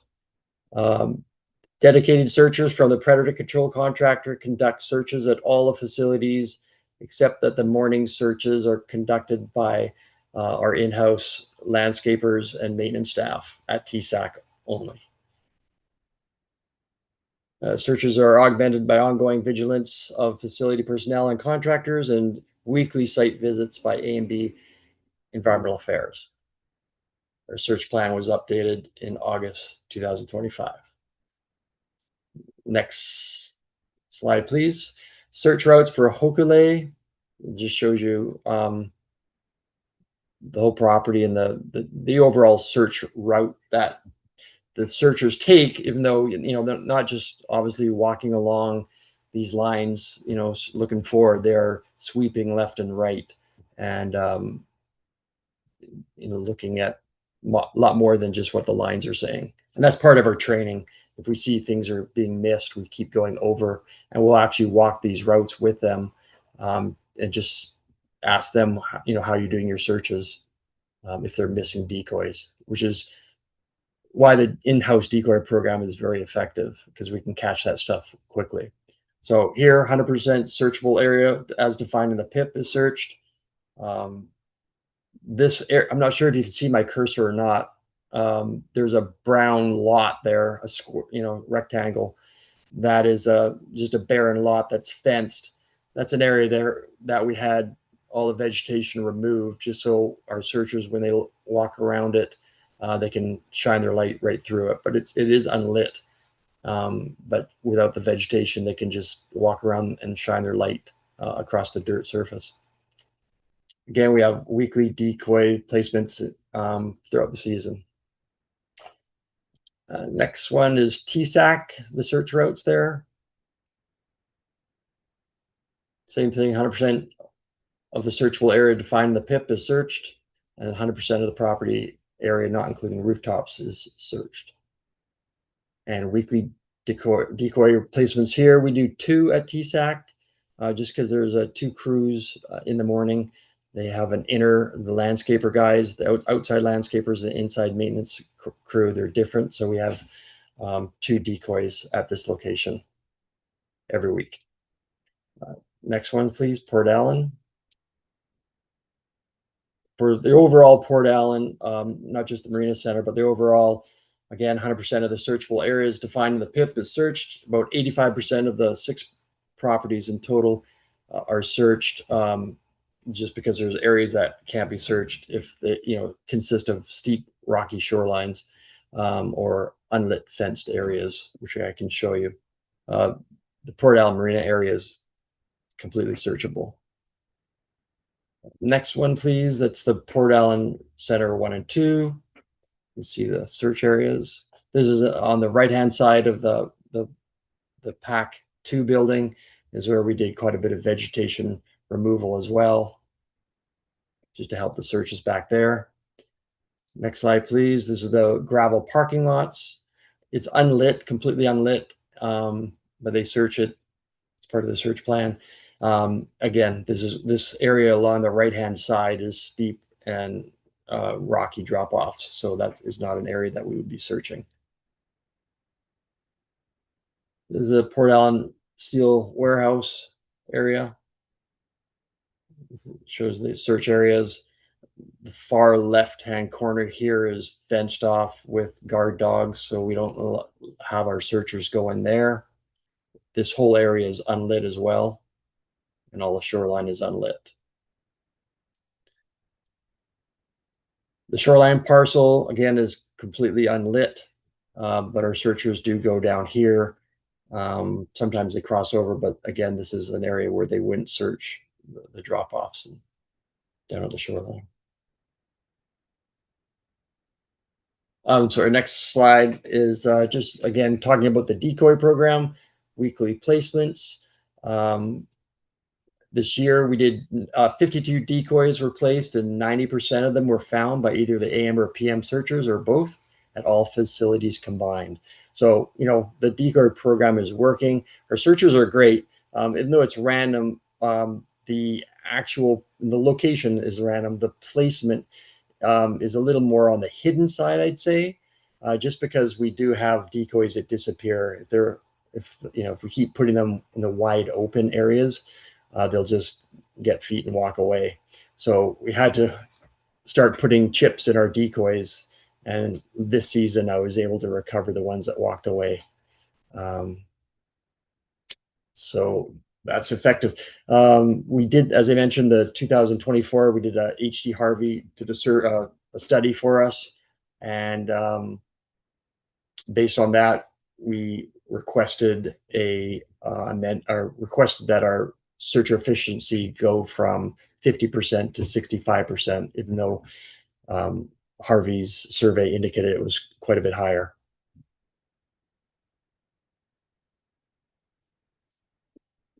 Predator control, definitely successful at all locations this year. We have an experienced contractor, wildlife contractor, that does this work for us. Pre-season trapping was conducted August to September, accounted for 35% of all captures. Based on the monitoring data, predator control at all three facilities was highly effective, with a pattern indicating both a decline in both predator sightings and captures throughout the season. Increased efforts to discourage unauthorized cat feeding and tampering with traps proved successful. But again, as I mentioned, we still have nighttime feeding challenges at TSAC. Trapping prior to the preseason was undertaken at TSAC. Here are results of the trapping work. Total captures here for Port Allen, Hokule, shops at Kikui'ula. The total 49, preseason captures 17. So our preseason is very effective at taking up, 35% out. And here's more data. Monitoring, multi-layered predator program. We do our snapshot surveys. Our contractor does that for us 4 times. Trapping in August prior to the start of the fledgling season, mid-September, and mid-season near the end of October, and at the end of the season in December. And these surveys are conducted by the predator control contractor and used and information obtained by them to tweak their trapping efforts if required. They do twice nightly predator surveys conducted throughout the season during the down seabird searches by the search teams and that information is given to the to not just to us, but also to the contractor that is doing the trapping. Predator observations by the predator control contractor during nightly checking and servicing of traps. And all predator survey observations are utilized by the predator control contractor to guide the predator control efforts, i.e. the number of location of traps, bait changes, etc.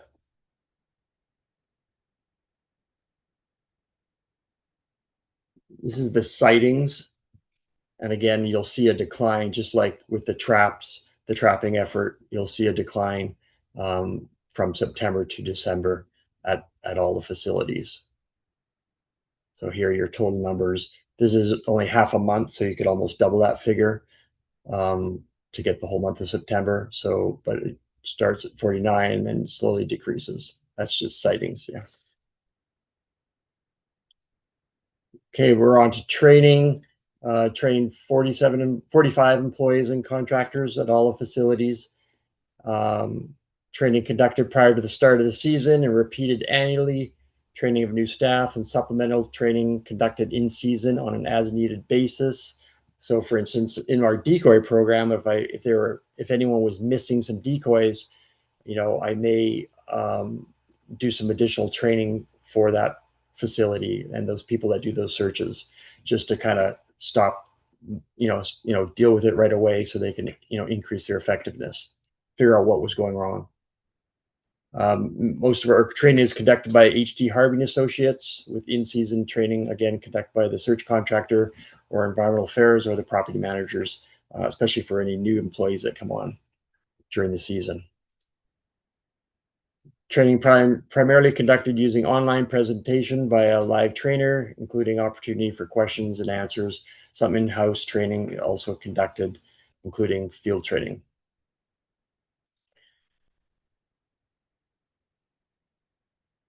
So staff training. Training covers basic species information, including light attraction, fallout, regulatory background procedures for conducting searches, procedures to follow for down seabird recovery, reporting, and record keeping requirements.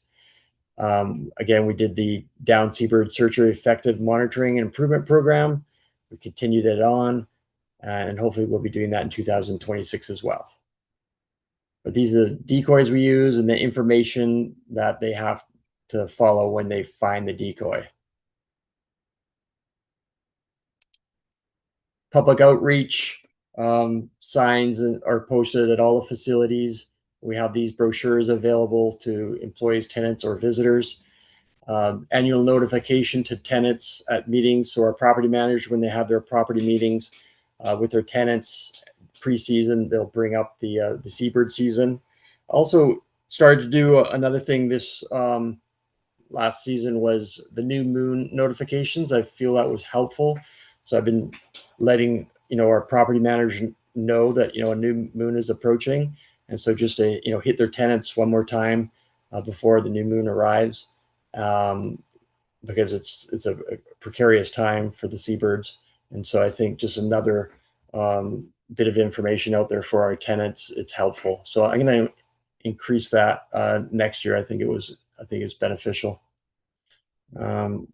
Again, we've mentioned the outreach that is down at Port Allen. It's important for Port Allen because there's a lot of lights. We have our own issues, but there's definitely some offsite issues, and we're hoping to address those in a friendly manner. So we're just trying to reach out to the general public and to commercial operations, but we'll continue that and probably increase that effort next year or this season.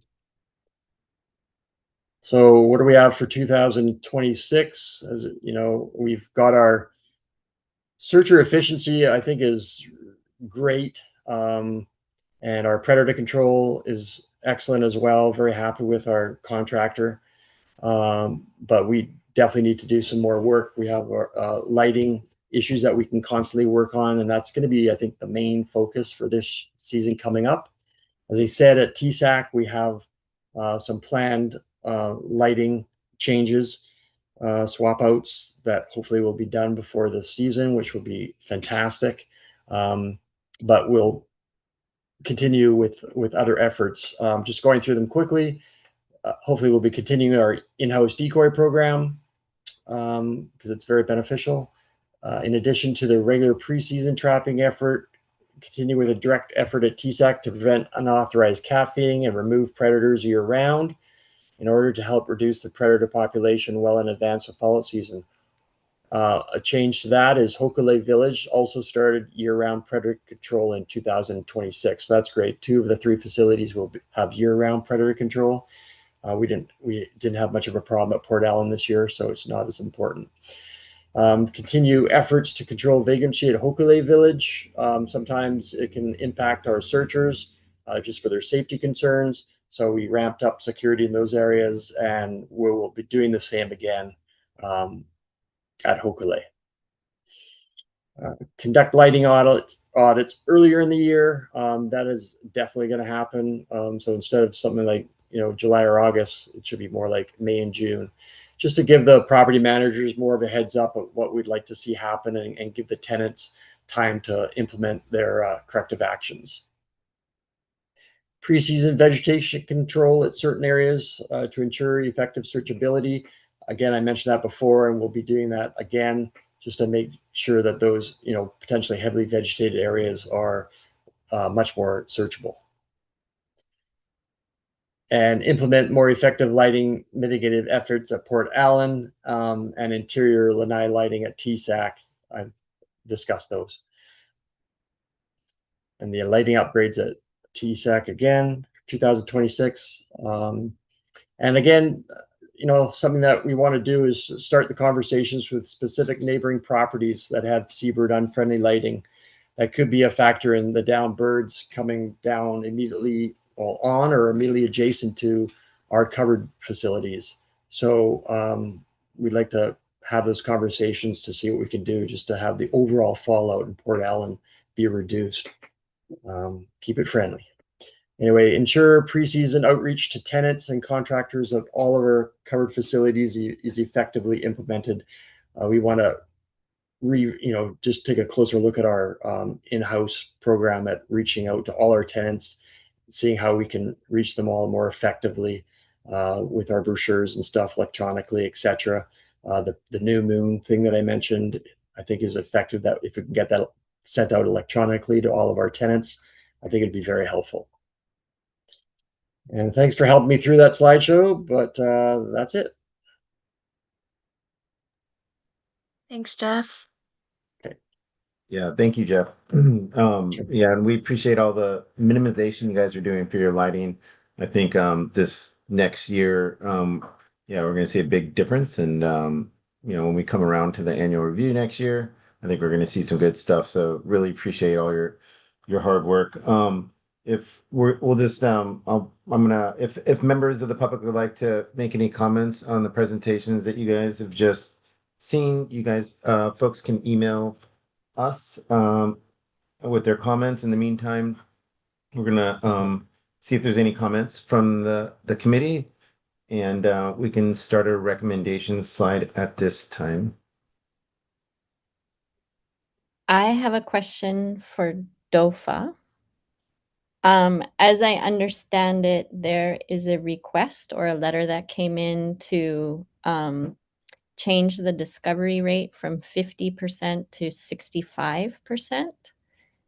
And as I understand it, in other situations, this would require a permit amendment. Is that correct? Yes, that is correct. Yeah. Okay, so this can't just be implemented with a letter and changes of take be calculated differently under the current permit. Yes, correct. So Thank it would have to be amended, yeah, like a full amendment. I also do have some clarification on that.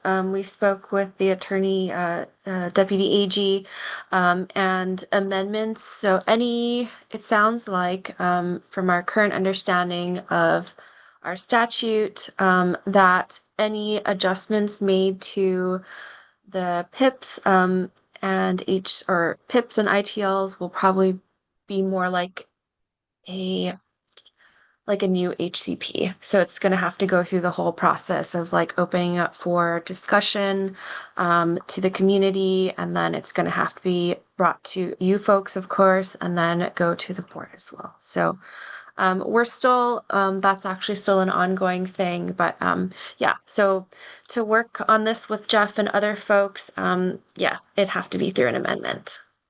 Okay, thank you for the clarification on that. Sure.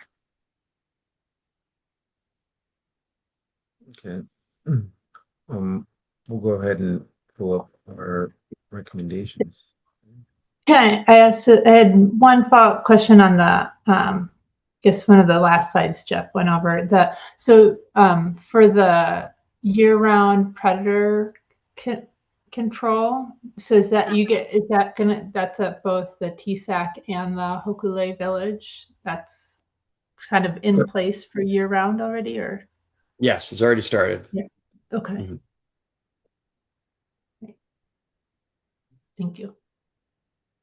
I had a comment regarding the decoy trials and the specific decoy photo that was in your presentation.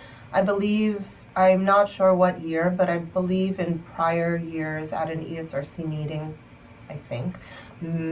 If anyone else remembers, let me know. But the decoys are really shiny, and so it makes it kind of, it's different from finding an actual bird. It's more reflective. And so I believe we brought that up, or it was brought up in a previous ESRC meeting. So I wanted to point it out that if you're going to continue to do decoy using those, try to make it more matte so that they're not as reflective.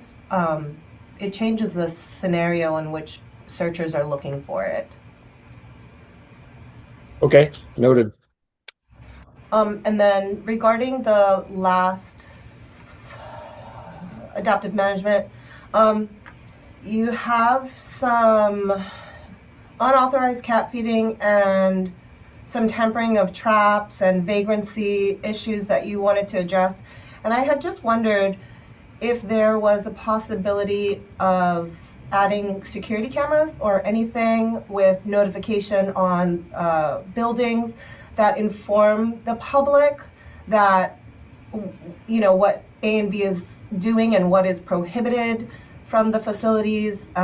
Maybe that'll help deter the theft and unauthorized cat feeding at those facilities.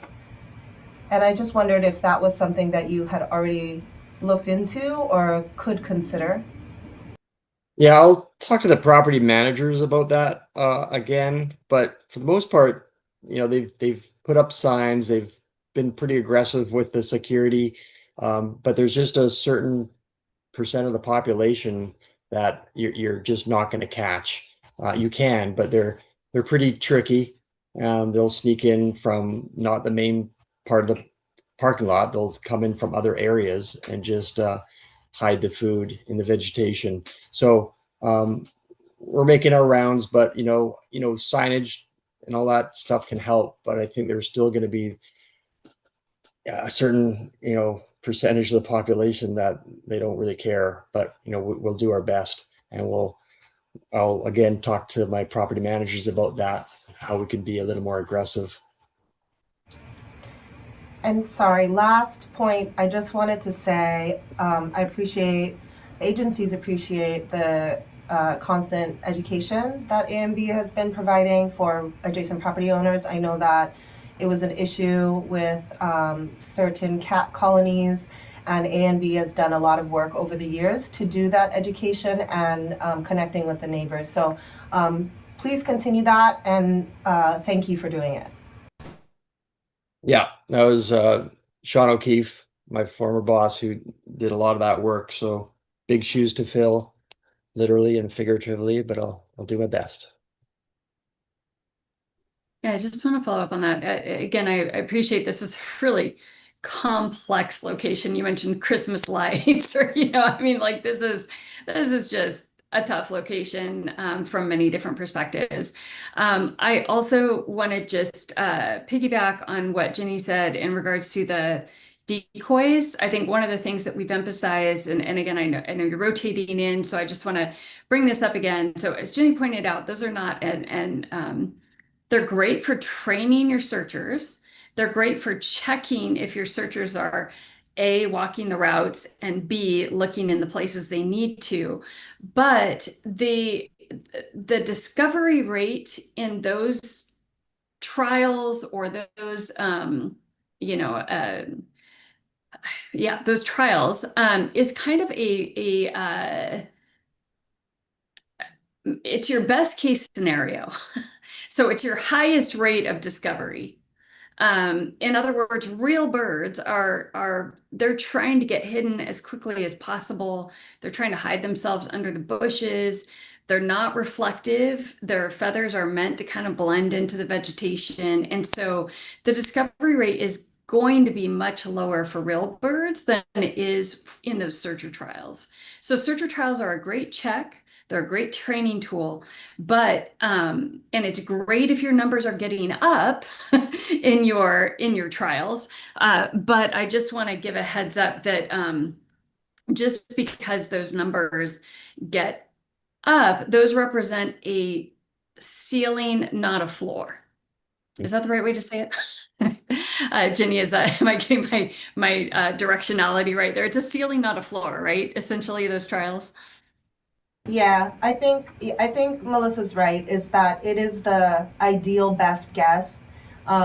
We would still need to look at other factors, right? Because the discovery rate is a discovery rate based on glossy decoys and the best guess, but also in real time, what does a seabird, an actual bird, look like, in addition to whatever could be on the ground, such as predator efficacy. We would really want to make sure that the efficacy was at its highest rate that it could be, in order to say that this discovery rate trial is more of a representative of what live birds and other factors could be.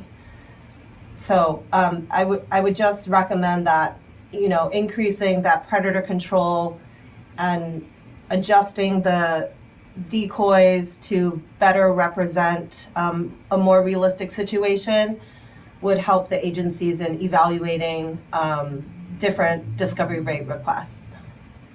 Yeah, and I can't speak to what the agencies are going to do. I think just as a person who sits on ESRC and is a wildlife biologist and thinks a lot about wildlife and their behavior and how we assess what's going on in a system, I wouldn't personally get too hung up on like trying to make super realistic decoys. I don't think that's where I would spend my energy and time, Jeffrey, given like the plethora of things that you've got to deal with at the site.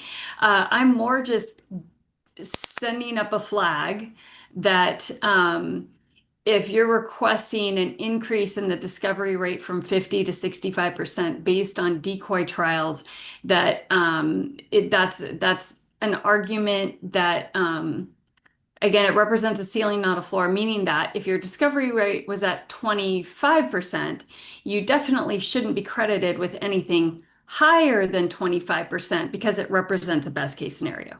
However, if your discovery rate is at 80%, does that mean you're discovering 80% of real birds? I don't think that's the case.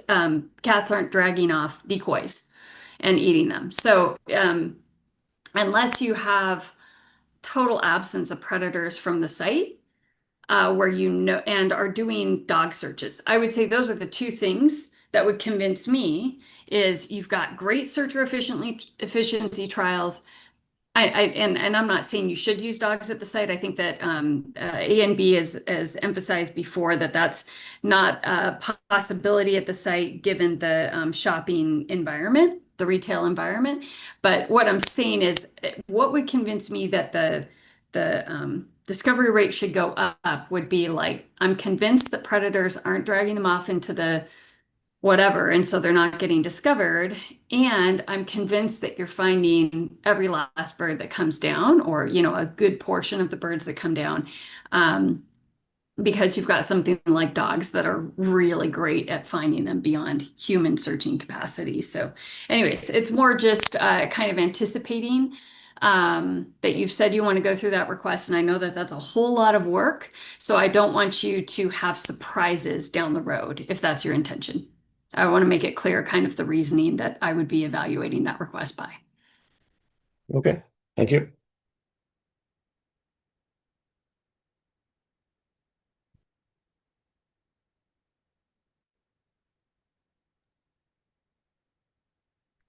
I had a question for DOFA and or the AG.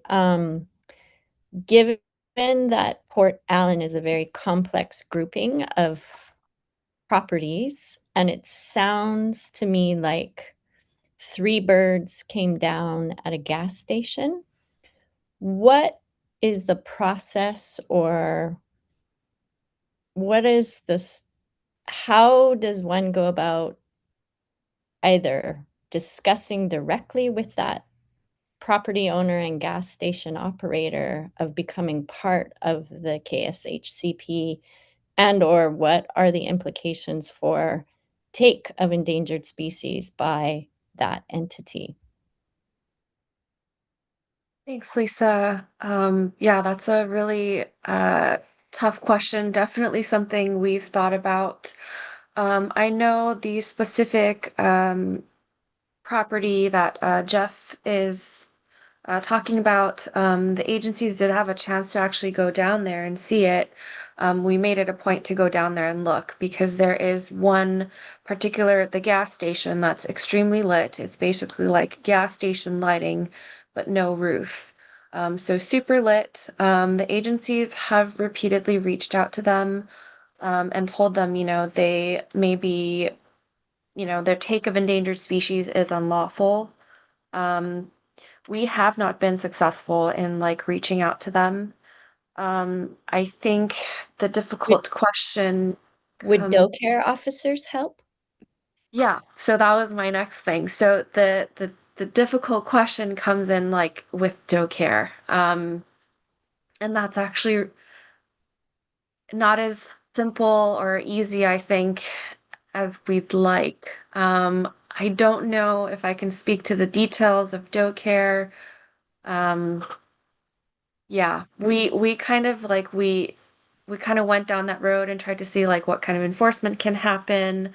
Um, but it is not as simple as I guess. The evidence has to be there, right? So we can talk with our Seabird group on Kauai. We can talk with staff and try to see if there's some way we can have some sort of monitoring for a minute to where there is evidence, and then we can, communicate with DoCare. I'd be happy to reach out to DoCare myself and kind of talk to them about what are the things that they need to go and make an investigation on something, because it is right in the middle of a site, and it sounds like the lights are very bright. And we can also work with our chairperson to get a letter out to them to where they can see that, the department's kind of worried about this, and, we want to raise concern. So I think our acting chair, Ryan, would be willing to talk about that and go down that road. So yeah. Thank you for that.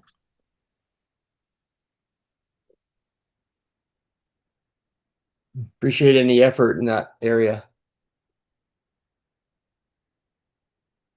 Do you guys have any other items that we would like to put on the recommendation list here? I think we kind of covered most items that were brought up.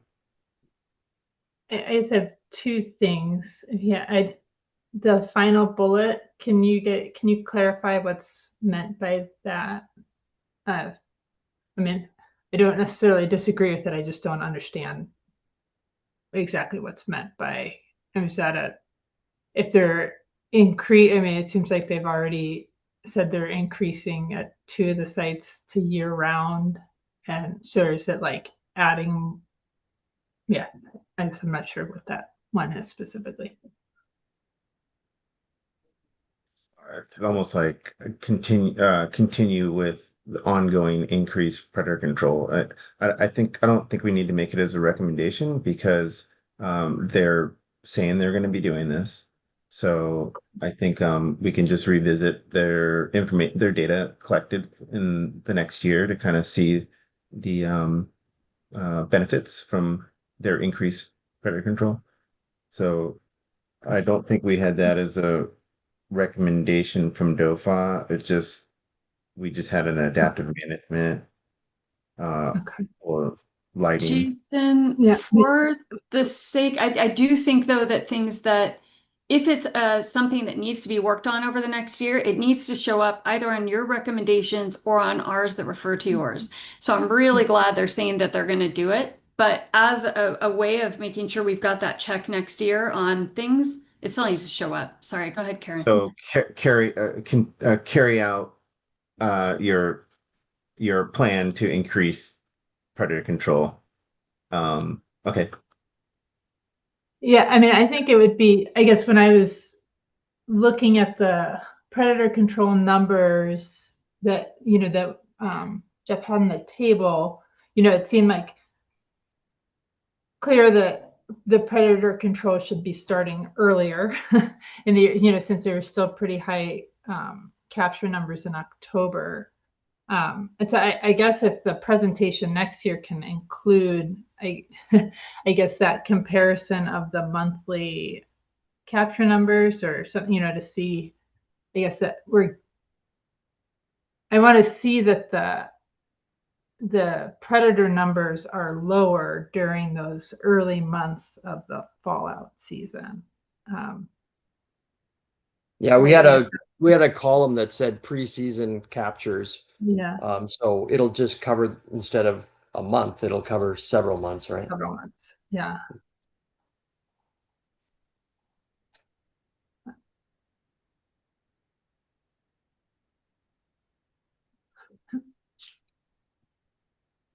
I think they said they'll be year. So Yeah, efforts are year round. So but yeah, now they are, right? In 2026 they are. Yeah. Yeah. So And proposed year-round control efforts, except at Port Island. yeah, and there's only one site. Yeah, that there's not going to be year round.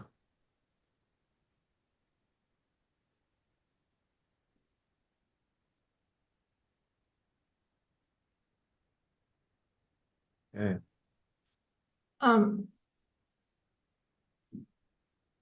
Okay. I guess I'm wondering, and this is, I guess, to the broader committee, but I mean, I'm starting to I'm hesitant to continue with this, that the ESRC recommendations are to implement the DOFA recommendations. I guess just I think from the USGS side, it's like we can't be telling DOFA what to do, and so I'm just trying to separate out what the ESRC recommendations are, and then we don't actually, I guess the committee doesn't typically go super carefully through the DOFA recommendation slide. And so when I was looking at that slide, I'm like, I guess I would need more clarification on what those recommendations are for it to be on this slide, if that makes sense. Maybe as a process thing, Karen, can I recommend that, and sorry, Jeffrey, this is as we evolve over time with our committee, and we don't get to have these conversations as a committee. We're prohibited by the Sunshine Law from dealing with these things outside of this meeting setting. Right. So this is not a brief process conversation in public, live streamed on everybody's time. So anyways, I think what could assist with this, and Jason, I totally agree. I think this would be great, is instead of just referring to the DOFA recommendations, just copy paste them as a starting point. And then if we want to remove those or change them, we can, but that would help distinguish between the two. Does that address your concern, Karen? Yeah, definitely. Yeah. I mean, that's what I'd like to do. And that way it's if DOFA has, 5 or 6 recommendations and some of them are maybe not that the committee's not fully in agreement with, we don't have to, yeah. Nope, that's fine. This kind of carried over from our meeting last week. Yeah. When we, And yeah, I think I pondered on that last week a bit and was like, yeah. totally understand.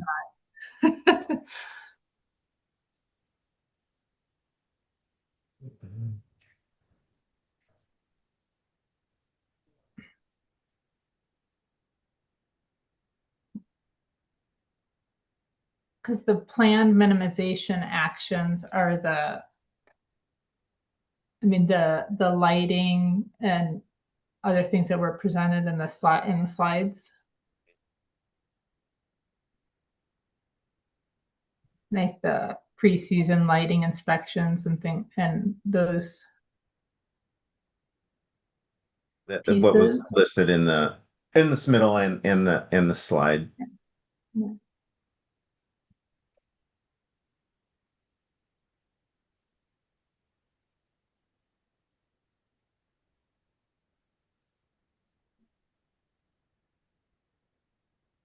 Okay, we're gonna just look and see if we have any public comments on Zoom or in our email really quick. No public comments on email. And nobody has their hand raised on Zoom.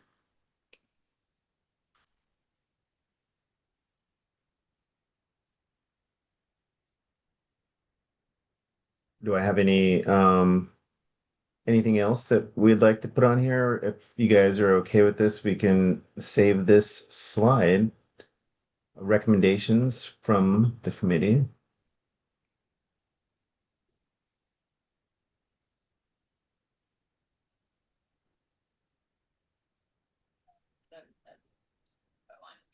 Trails rather than trials. Nope. That's an easy one for us to okay. You might, I don't know. I know I brought this one up, so I'm gonna just wordsmith it briefly.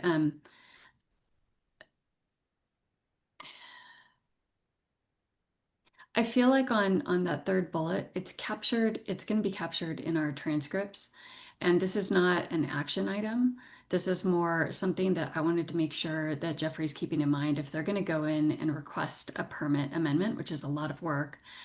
Just that this is kind of how we look at this, or at least how I look at it. So I don't, to me, it's not a recommendation. It's just a heads up, and I think he's heard it, and I don't know that it needs to be on the slide. It's forever in the sunshine record on this. That's fine. That's fine. Yeah. I think it's good that we come up with any of these types of recommendations, and yeah, we should really, the ones that are kind of action items that we want to see should be, detailed on this list rather than, yeah. So how, in a similar vein, this recommendation that DOFA start looking harder at neighboring property owners because Port Allen is such a hotspot for take of birds. So it isn't a recommendation for A and B, but it's a request that DOFA, look at enforcement actions. I think we have not put these on the slides for the recommendations to AFB, right? Like to the licensee. I think we've deliberately not included them because it is not. We put them on a separate slide typically. Yeah. Yeah, we usually, and sorry, And don't Jason, vote that on might them. even have been before your time, but we typically had recommendations for the licensee or permittee, and then on a separate slide, Yeah. recommendations for DOFA to keep them separate. Yeah. And I don't think that we've voted on the one. On the DOFA things, Yeah. but we have double checked them to make sure that everyone is in agreement. Yeah. Yeah, it's more of a way of creating a parking lot area for a reminder for ESRC committee members what we discussed, because it's super helpful to have it to look at as opposed to trying to remember what was discussed at the time. So I don't know if the person who's controlling this can just create a new slide and cut and paste Yeah, that. we'll make a new slide. Thank you. Just because I know we're trying to get to like raising our hands and approve, and we can't do that Mhm. until it's over. Thank you. And we're gonna have one committee member leave at 11:45 possibly. So I was thinking once we're done here with this one, we can take a 5 minute and then come back. And we just have one more item on the agenda. Maybe we can get through.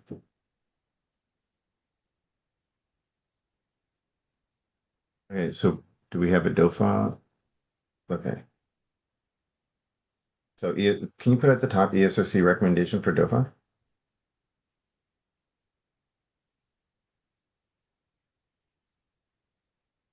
We did this last year in the annual review. I thought, yeah. Mhm. Can you say for Division of Forestry and Wildlife? We're trying to move away from this DOFA thing just for fun. People like, who is DOFA? There we go.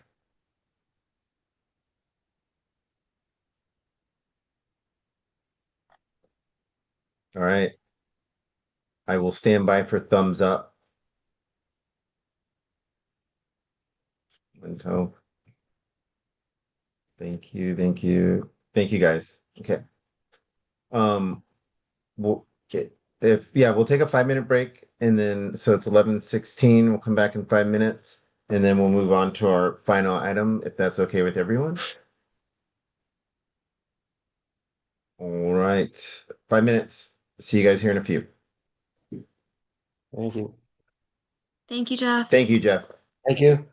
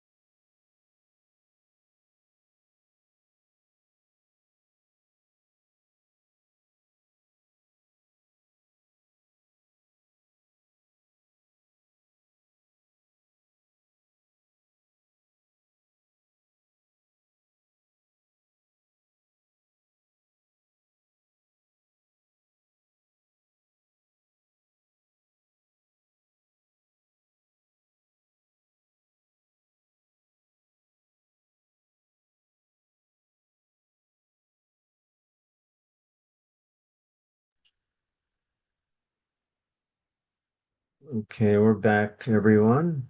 Just gonna wait and I think a few more people just coming back right now.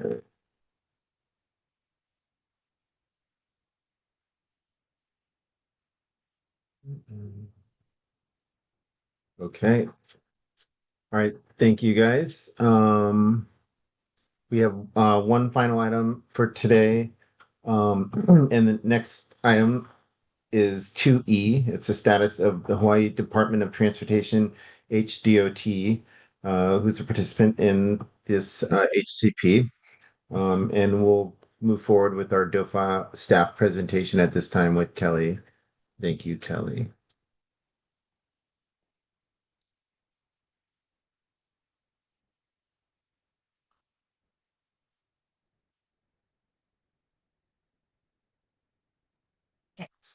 Our last participant who will be presenting for today is the Hawaii Department of Transportation.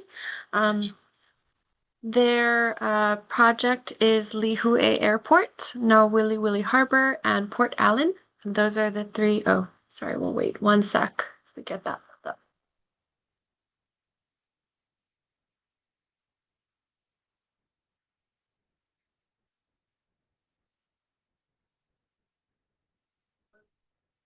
You guys, yeah, they're still in presentation mode. Well, no, still in presentation mode. That's still presentation. Okay. For how many times we do this, do you think it's? You never know.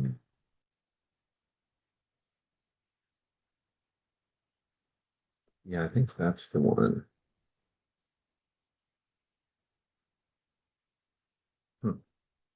No. Hmm.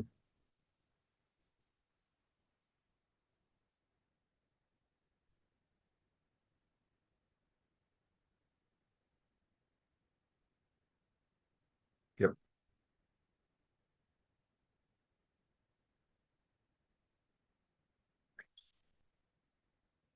There you go.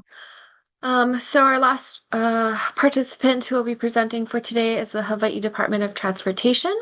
They have 3 facilities which are covered under their license. This would be Lihue Airport, Nauwili Harbor, and Port Allen. The status of their ITL number 30 in 2025. So they had the observed take of 2 lethal and 4 non-lethal AO. When we use their discovery rates, depending upon where the downed seabird or the downed AO was found, and there's 3 different numbers for each of the sites, so it does depend where it was found. The calculated take, though, would be 5.78 lethal and 4 non-lethal. So, Hawaii Department of Transportation, HDOT, their facilities are actually kind of considered a little bit separate, and each of them has its own authorized take for the 30-year license term. So it's broken down and presented a little bit differently than the other participants. So on the table in this slide, this is for AO only. And you can see the facilities listed on the left, and then all of the facilities combined on the bottom row. So for AO alone, total, they are authorized for 103 lethal and 144 non-lethal take over their 30-year license term. Currently, their cumulative calculated take through license issuance through 2025 is 20.44 or 21 lethal, 30 non-lethal. So if we look at their actual rolling average, again, for all of the facilities combined, it is 3.76 lethal and 5.4 non-lethal. So they are above their 5-year rolling average maximum, which is in that 3rd column. And you can see the breakdown in all of the rows above that show individually each of the facilities their authorized take, their cumulative calculated take, and their actual 5-year rolling average compared to their maximum. So actually, except for Port Allen, Lihue Airport, and now Wili Harbor, those folks are over their 5-year rolling average. The only one not is Port Allen. And then below in the asterisks, it will note the discovery rate for each. So actually, it's 75% for Lihue Airport, 90% for Wili Harbor, and 50% for Port Allen. So those are the respective discovery rates for each of those facilities. Okay. These two tables will show the cumulative take for Oahu and Akeake. Again, kind of similar setup. We just don't consider the 5-year rolling average for these two species, covered species. But I'll just take a look at the last row in each of these.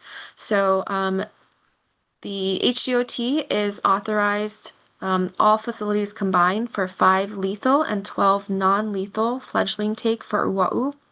And their cumulative calculated take, again, factoring in the different discovery rates for each of the individual facilities.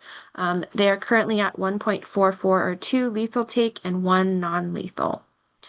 For Akeake, again, looking at the last row, they have not had any take of Akeake, but they are authorized for all combined facilities for 1 lethal and 2 non-lethal take of Akeake.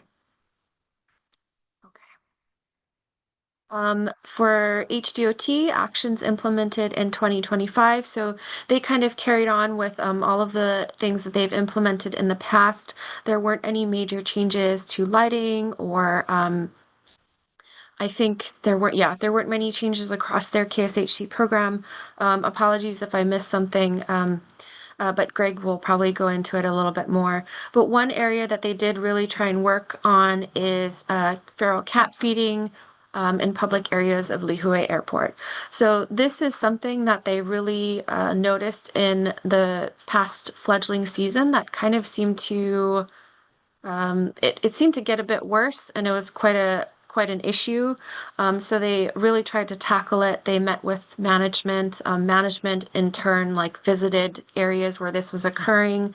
They spoke with the folks in those areas.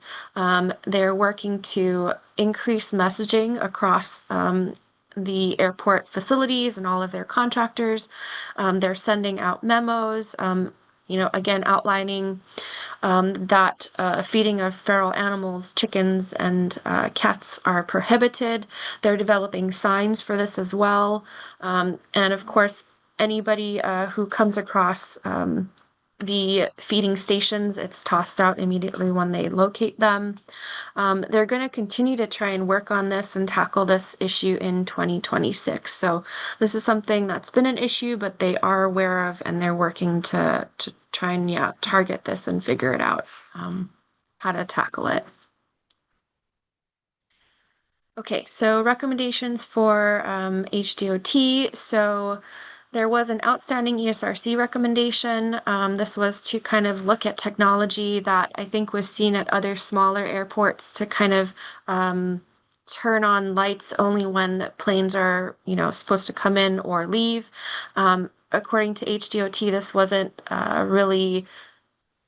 wasn't possible to do at Lihue Airport due to their operational standards. So it was something that they just couldn't implement for that airport. Recommendations would be to continue, because of their rate of take, to continue to identify and implement any additional adaptive management measures. So continuing to examine lighting, if there's any ability to further reduce lighting across the facilities, especially particularly at Lihue and Wili Harbor, where their 5-year rolling average is over the maximum. And then, of course, continuing to address the predator presence and cat feeding at Lihue Airport, where it's been a problem. Okay, that's it. All I had for HDOT. Today from HDOT, we have Greg here. Good morning, everybody. I'm going to pull up my presentation. Hopefully it'll just load up and appear. Let's see.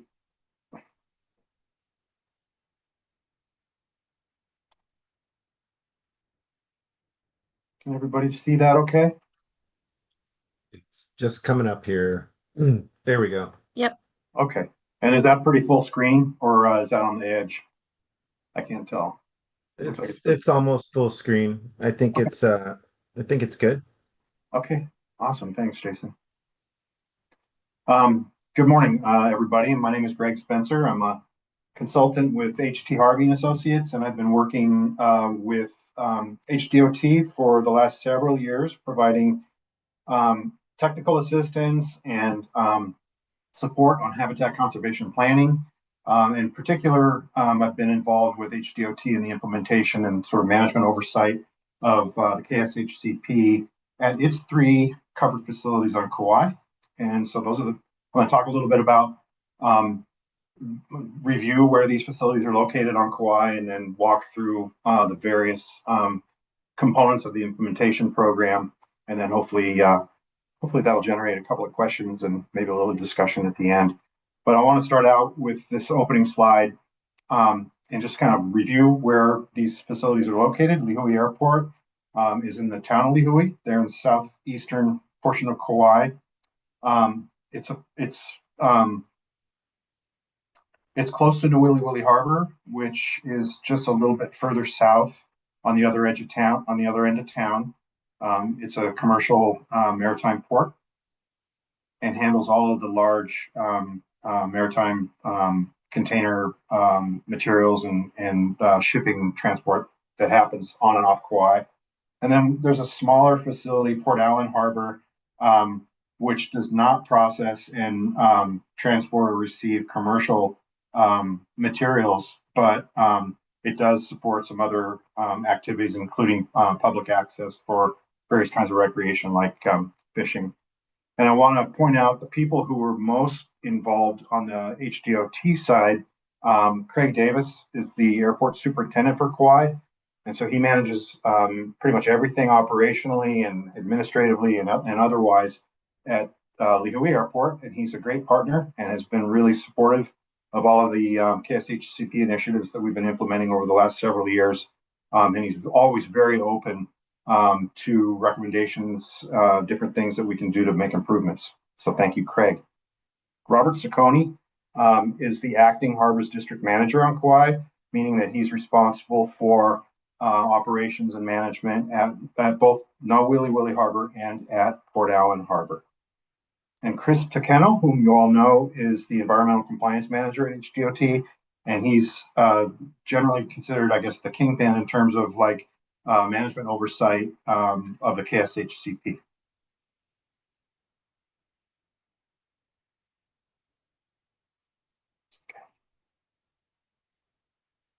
So first, we're going to talk about take, and I'm going to give a short take overview summary here in terms of what we saw this last year in 2025.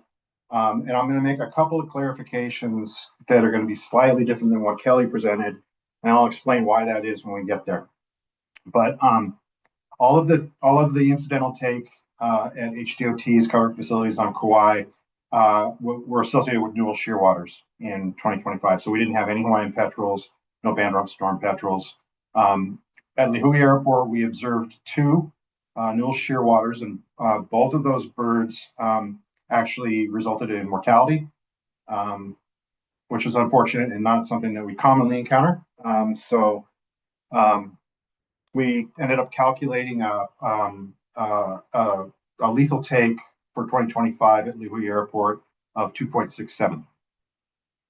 And in Wili Wili Harbor, we had 1 observed newels that was non-lethal, and that bird was released from SOS. We calculated 1 non-lethal and 0.11 lethal. And then at Port Allen Harbor, we had 3 non-lethal observed newel shearwaters in 2025, and then that calculated out with a 50% discovery rate at 3 lethal and 3 non-lethal. So we have a total calculated lethal take of newels in 2025 of 5.78, and then a calculated non-lethal of 4.0. Here's sort of the calculation breakdown. For 2025, we began using, we went back to, I guess, a more straightforward calculation procedure at the end of last year, and everybody has gone ahead and started using that again now. So it just shows the various take estimation parameters that were used, including the discovery rates at the 3 respective sites. And it essentially provides what I just gave you, but I wanted to provide an opportunity for everybody to see what these take estimation parameters are. So we no longer have an adjustment for post-release survival. That's about the only thing that's changed.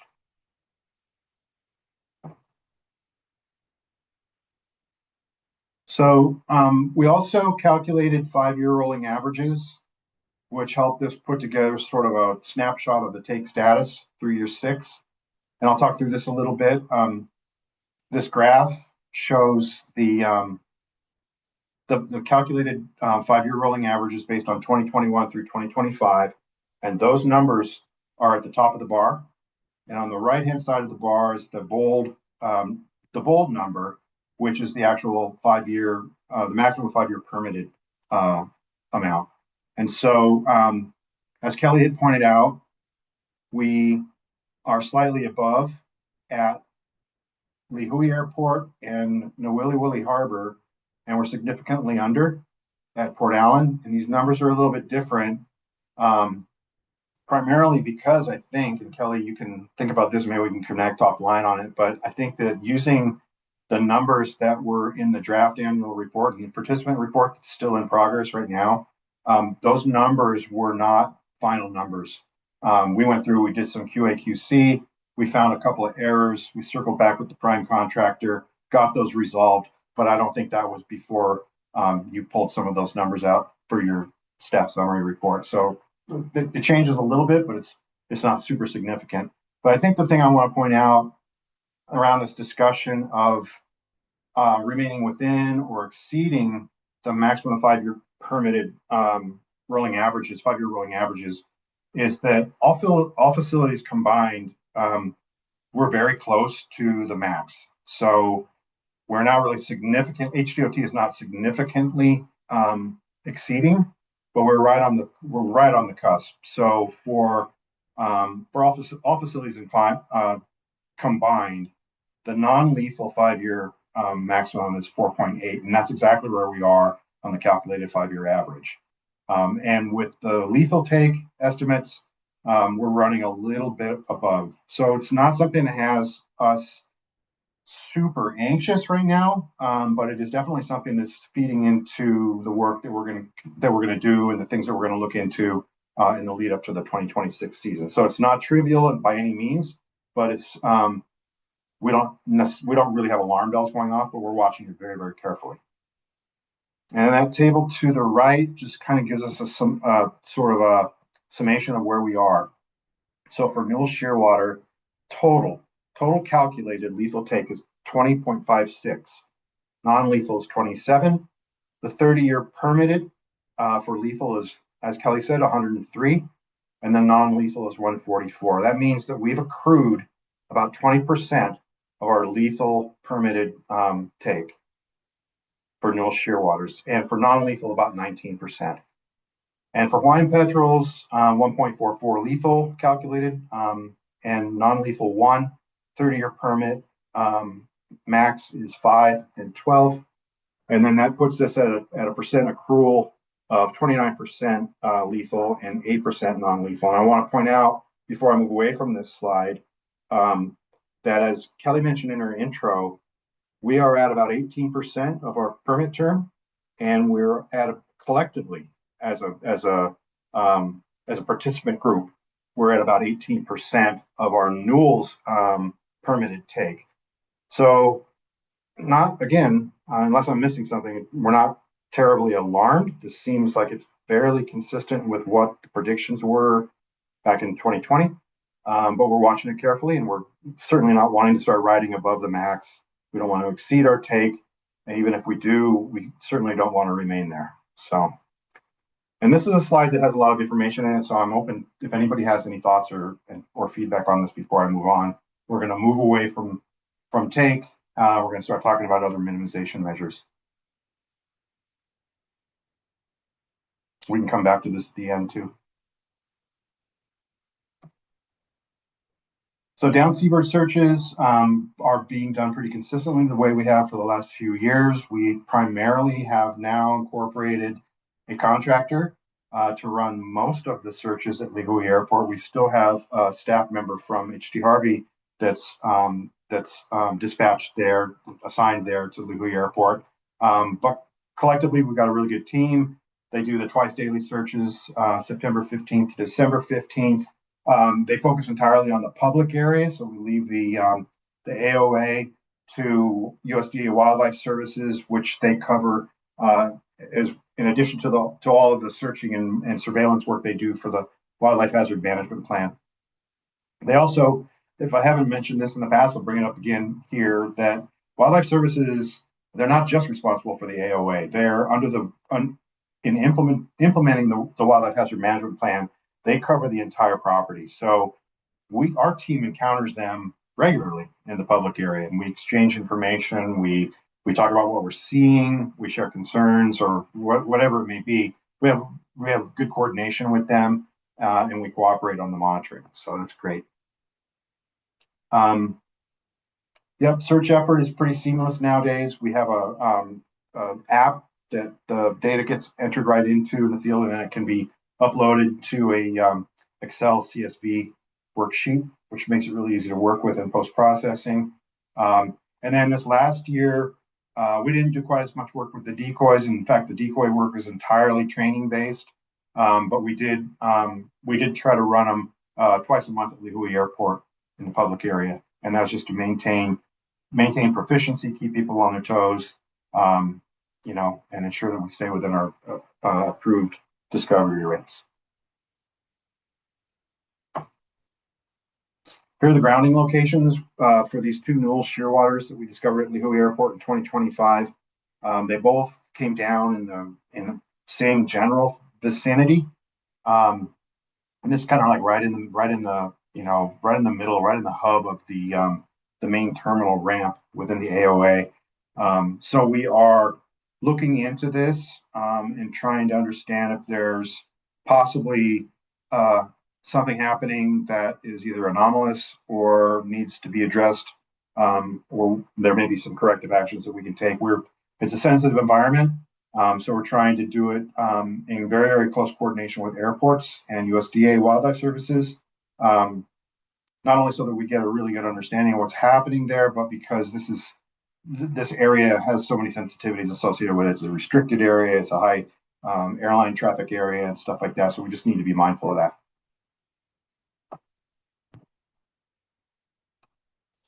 Wheelie Willie Harbor, searches were conducted by a trained contract biologist in 2025. Again, September 15th to December 15th. And we had this facility gets split a little bit in terms of the way that the personnel who were responsible for actually conducting the searches at different times of the day. So in the evening search, we have a contractor who comes in, who searches many other properties on Kauai as well, but focuses on the Wheelie Willie Harbor. This individual also does trapping work, so they're involved in the predator control also, but they cover the nighttime. And then we have trained harbor security personnel who are part of the harbor security team that we've selected to train, and they conduct searches in the morning, pre-dawn. And these guys also conduct like surveillance of the entire facility, like around the clock. So all night long, every hour, they are cruising the facility, either on foot or generally more frequently they use like a golf cart. But they get around, and they're really, really proficient. We rely on them a lot, and the work we've done with them to train them and to coordinate with them has really paid off. Similar approach with the data collection and logging observations. That all gets uploaded later into an Excel worksheet. And we ran 4 decoy training exercises in 2025 at Willy Willy Harbor. And here are the grounding locations for both covered species, which would be limited to newels, and also 6 wedge-tail shearwaters and 1 Pacific golden plover. So it's kind of an active season for wedge-tails. 2 of these wedge-tails were discovered before the fledging season got started. So yeah, things started off pretty early in the season in terms of wedge-tail shearwater. So we expected to see more of them as the season got underway, and we did. But fortunately, just 1 newels. And then Port Allen Harbor, this is a pretty seamless site to cover. It's not, I wouldn't say it's easy to search, but it's compared to everything else, it's pretty simple and straightforward. As you can see here, the only area that we don't cover is that sort of mustard colored strip on the outside of the pier on the north side there. That's run by DOD, and it's restricted access. So the rest of it we can cover on foot, and goes really well. We trained, I think it was 3 searchers we trained to share duties down here, and sometimes they covered it together at night because it's a little bit dark down that way. But again, September 15th to December 15th, these people, these contractors searched twice a day. And again, nothing too unusual to report there in terms of searching. And here are the grounding locations for those 3 newels in 2025. The first one was the blue one. The second one was the green one up in the parking lot. And the third one was that magenta colored one that was along the edge of the pier near where a lot of the tour vessels moor. And there's a location for our single trap. I'll talk more about trapping in a second. So predator control at Lihue Airport. We did a general reconnaissance level surveillance sort of survey of the entire facility, of the entire public area prior to the beginning of the season, when we were also running some other site familiarity and training operations for the searchers. So we did cover the whole facility, and we looked at both general abundance of cats, numbers, their distribution around the area, and we that gave us a sort of a starting point. We identified the areas that if we could, we would be placing traps, and we met up with Wildlife Services and had a couple of meetings with them to talk about strategy and how would be best to convey recommendations or suggestions to them based on what we're seeing on a day-to-day basis. And we work closely with them, so they concur on pretty much everything that we want to try to achieve, and they have a role to play in that. And so each season we have a kind of a preseason coordination meeting with them, and we did the same thing this year. They got a chance to meet our search team, and we felt like we were off to a really good start, and things went relatively well the whole season. But as Kelly had mentioned, we did have some issues with an increase in public interference, so to speak, with cat feeders coming on property and selecting areas where they would place food and water for cats. And we actually realized that the problem was maybe a little bit more complex than we expected it to be early in the season. So we ended up enumerating a number of areas that were sort of stealthily chosen to leave food and water for cats.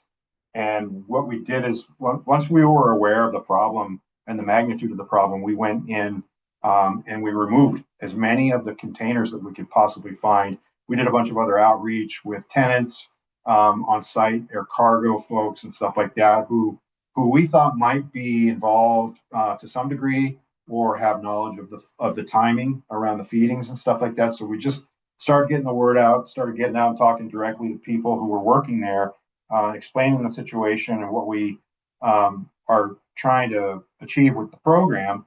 And I think that helped a lot, but we still have a little bit more work to do on the public interfacing side, and just getting the word out to people who aren't always in the direct line of receiving information that gets put out by the airports division.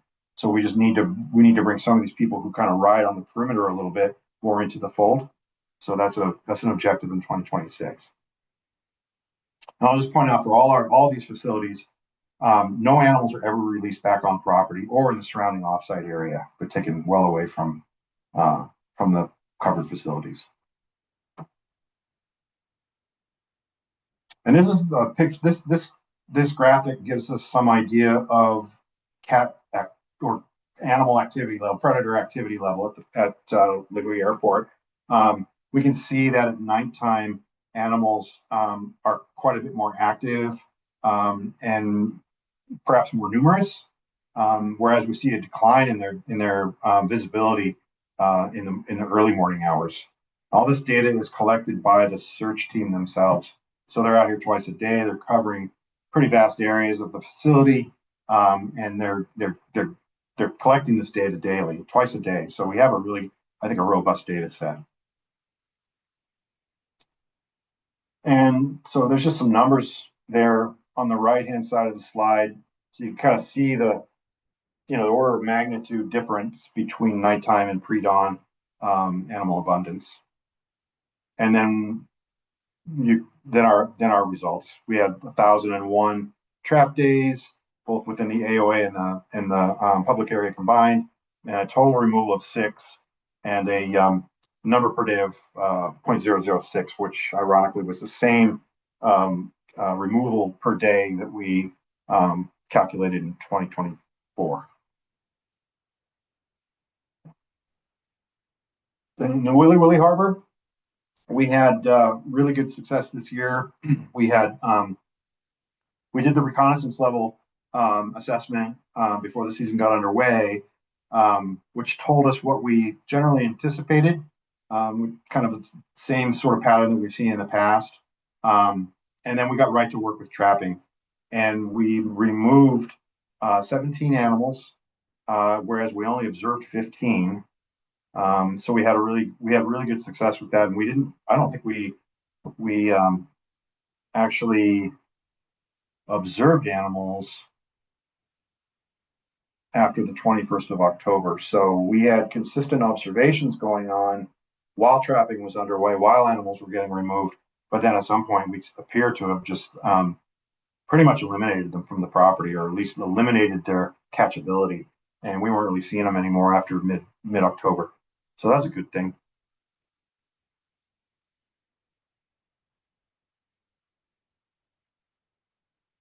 Again, removals per trap day, 0.05. I think that is pretty good compared to, I guess, that benchmark that Kelly had mentioned earlier, which was 0.1. So they're doing good down there. Predator control at Port Allen Harbor. This is really seamless again as well. One thing I'll point out is that the last couple of years, we got to a point where observations of cats were almost non-existent inside this facility. Despite some of the challenges that Jeff described earlier about the Port Allen community at large, this Port Allen Harbor has been pretty low predator occurrence the last few years. So we did see 6 animals during the course of the season this year. And we captured 6. We didn't see any. And we used 1 trap for the entire season. So it's good news about Port Allen. I mean, early on in 2020, 2021, there were a lot of animals running around down there. And that's changed or shifted, depending, I guess, on a number of different factors. Again, the data on presence was collected by the searchers, and the good news is that the searchers were actually doing the predator control as well, and both for Willy Harbor and for Port Allen Harbor, that was a huge gain, because that allowed the searcher to evaluate the situation when they observe an animal. They figure out what it's doing, what its general temperance is like, or its temperament, and they assess its catchability, and then they proceed accordingly.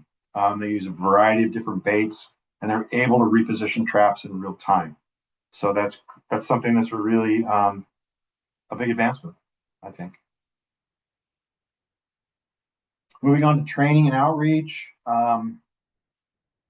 We do this, ever since COVID let up, we've gone back to doing all the trainings in person, at least the vast majority of them. We produce and circulate materials like the fact sheet, which has been really successful over the years. We laminate that and pass it around to as many people as we can, and ask them, oftentimes give folks who aren't accompanied by all their colleagues to training exercises, and we ask them to hand these out, give them to everybody. They work really good. And we also, during the in-person trainings, we provide a PowerPoint driven training module that's takes about an hour, at least an hour to get through. It leaves open lots of opportunities for discussion, and we reach a lot of people with that.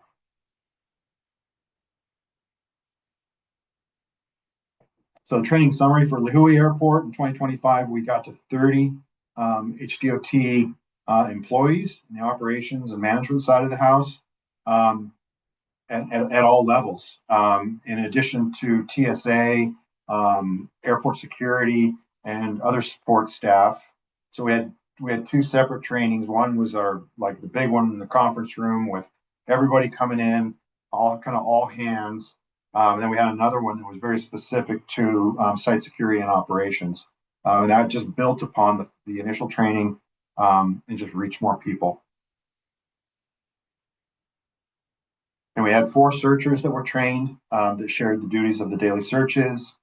And that entails, that's also in person. And that entails going around the facility together, following the search routes, getting them accustomed to moving around fluidly within the facility. What are the things on the facility they need to be aware of? What are the safety issues? And all the various operational and situational awareness things. At Newilly Willy Harbor and Port Allen Harbor was similar. We got the HDOT team from both facilities to meet at Newilly Willy Harbor, and we did a staff training overview with all of them. And we also had in person with the harbor security guards that we're going to be searching, and then also the folks that were contractors or staff. We had them attend these trainings so that they could get acquainted with not only the training content, but so that they could interact with me and develop some rapport with the HDOT and security folks who are on the ground, because they're going to be seeing each other all the time and relying on that communication and coordination. So the training's pretty robust, and the outreach continues throughout the season as well. Lots of fact sheets go out. And then lastly, I'll talk just a little bit about lighting, which is really more of a review. On the top left there is a typical installation of a high mast light that was outfitted and upgraded prior to the 2020 season, year one season initiation. So the vast majority of the lighting at all 3 covered facilities, lighting improvements were completed by 2020. So ever since then, lighting has been sort of on an as needed. We generally do a lighting audit at the beginning of the season. We communicate concerns or present questions to the facility managers if we have any, and we reiterate some fundamentals of minimization with them and confirm that certain things are going to happen, like the shutdown on the main terminal ramp during the fallout season that happens from about midnight to 4 a.m. It's really, really effective. And each year, although it's become customary and routine operational procedure for airports, we still revisit the subject with them every year to find out, is this going to happen on time? Are there any issues that are going to affect this? As you can see from these pictures, it really does reduce the lighting on the terminal ramp. And then on the lower left, there's a shot of the Matson yard in a non-operational security lighting setup. And then also down, you can see the Port Allen warehouse there is also in a nighttime security setting. So those wall sconces on the side of the building get shut down to every other light during the season. And then the main light that is positioned over the bay doors there on the front end of the warehouse, that gets shut down. And I'll have to look back and see exactly what the story with that corner light is. I think that light gets shut down for a few hours too, but I'll have to double check that with Harbors just to see if there was a public safety issue there that compelled them to leave it on longer. But that's about all I've got this year. There were no significant upgrades or changes in 2025 as far as lighting, and we don't see any currently in the planning or anticipated for 2026. So, anybody have questions? I'm gonna for a minute. I'm gonna leave this up. Maybe I'll go back up to another slide if anybody has questions about kind of where we're at. It's great. What's sorry? Oh, we were just saying thank you Sure. for your presentation. Yep. I had a couple questions. One of the, I think it might have been the slide.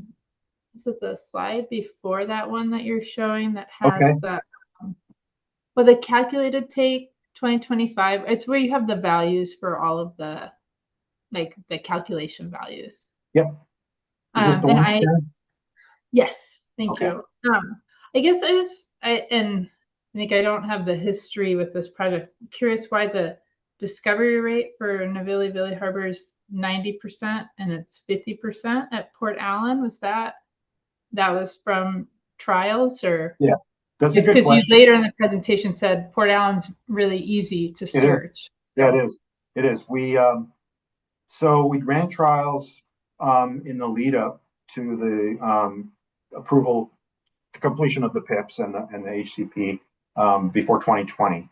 And because we wanted something to base our estimate on, right? So we did field trials. And so, yeah, we ended up with 75% that we accepted at Lihue Airport. And I guess we weren't too surprised that we arrived at 90% for Willy Harbor, just because that facility is so open that even when specimens are placed in areas you might think, oh, that's kind of out of the way,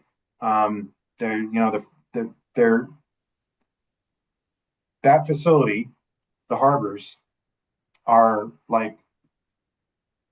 they're just not that difficult to search. So we ended up having high searcher efficiency there. And so we said, can we rely on this? Yes, we can. Let's go with this. We submitted that to PIP and it was approved. The question about Port Allen was we had a couple of things. I can't remember off the top of my head exactly what they were, but I think when we calculated the estimates for discovery rate at Port Allen Harbor, we weren't over 75, and we weren't at a place where we felt at that time was appropriate to request something above 50. So we went with 50, but that was 6 years ago, and we've learned that Port Allen Harbor is I don't want to use the term easy to search, but it can be searched with high efficiency. And I'll just say, without going into the weeds, that when DOFA had commissioned a discovery rate trial, and I think it was 2021, they did run the trial. They included Port Allen Harbor, and based on their results from the trial that they performed, Port Allen Harbor was estimated to be 92%. So we have not done anything to change these values, but we note that even the agencies have independently determined that Port Allen Harbor has got a very high discovery rate potential. So, good questions. Thank you.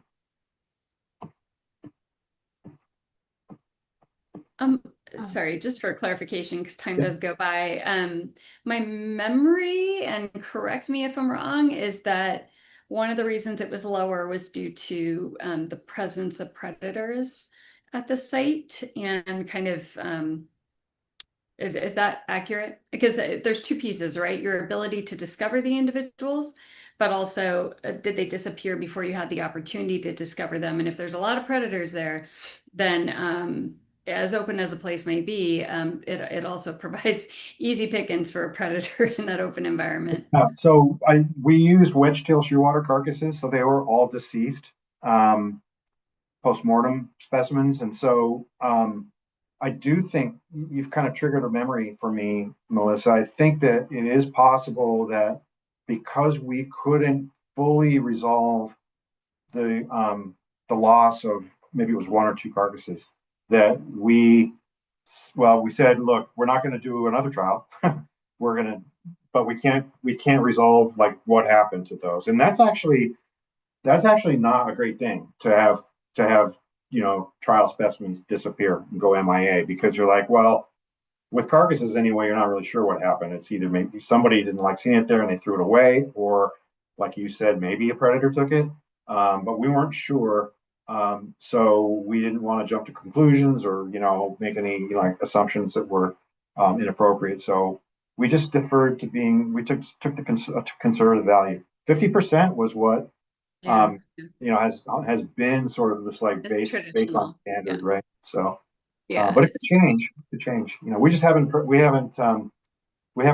initiated that process of trying to change it there. Okay. And I know we have a variety of people on the line, and the different things can get confusing. So carcass, just for clarification for the public, carcass trials are where you essentially put out a dead bird that would be smelly and attractive to a predator, and you look at retention rates. So how long does it stay on the landscape? So it's not about the searchers discovering them so much as it is about does it stay on the site or does it disappear? It can be used for both. It can be used for both. Yeah.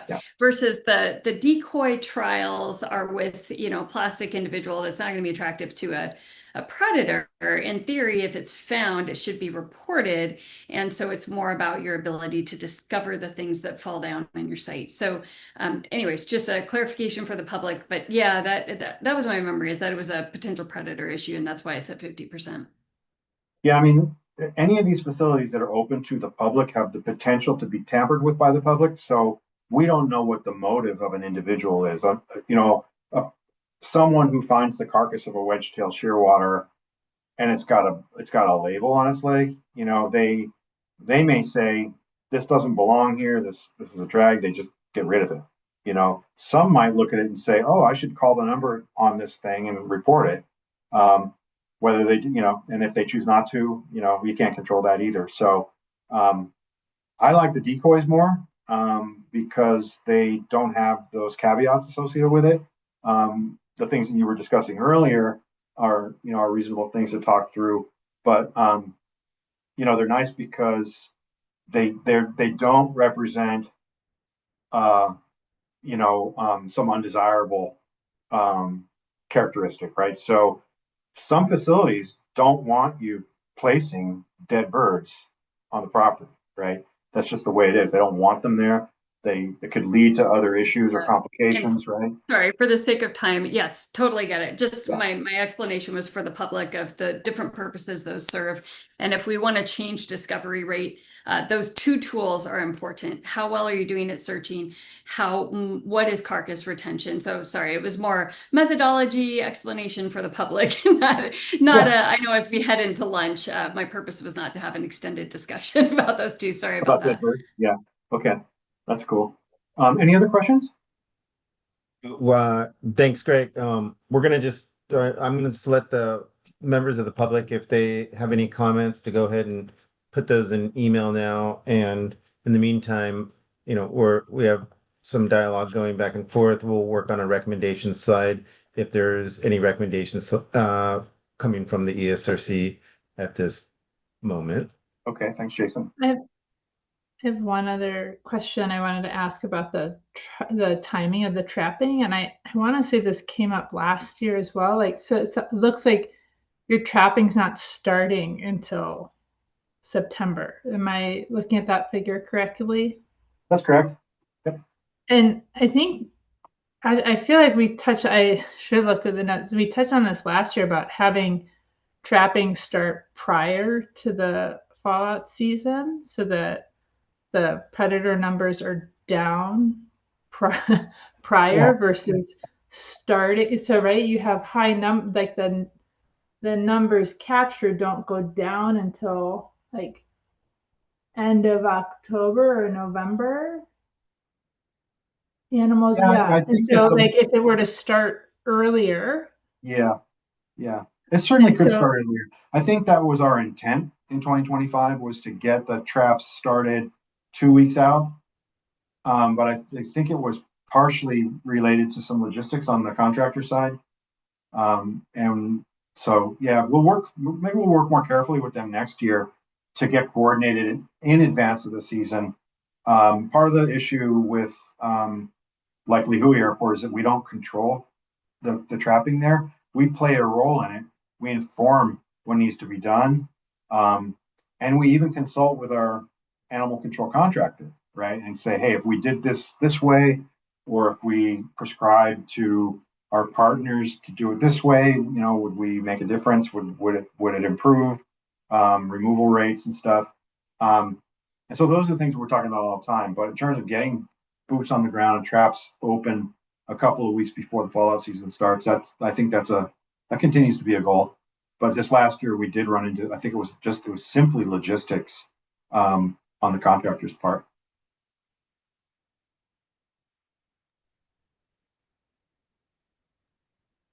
yeah, I guess if DOPA is putting together recommendations, I think, yeah.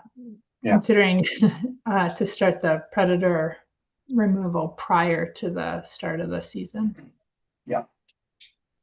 And I would add to that, what Karen is talking about is that the goal is to get the numbers down as very low as possible before the start of the season. Yeah. So I'm not sure if 2 weeks is sufficient, but whatever you need to do in order to get the baseline numbers down as close to minimal as possible before seabirds start falling out.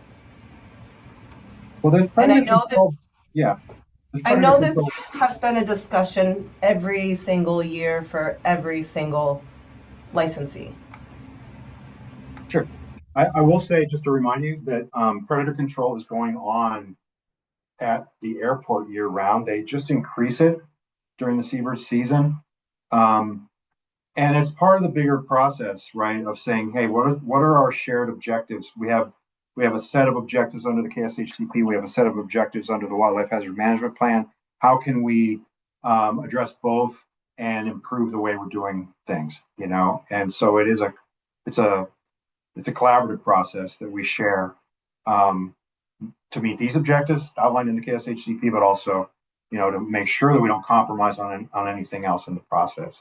So, we're going to be having some pretty lively discussions, or I shouldn't say lively, but productive discussions on this subject in the months ahead leading up to the next season. So, and we should be able to communicate some of that to the agencies too along the way. Thank you. I do want to say mahalo for adding your graphs showing the predator observations in comparison to the trap predator captures. I think that was something that we brought up. I believe even Melissa, you went into extensive reasoning of why that's important to show. And so I just want to tell you, thank you for including those for your facilities this year. Sure. Yeah, I know it's useful for you and it's useful for us too. And we will try to continue to do that each year. Yeah.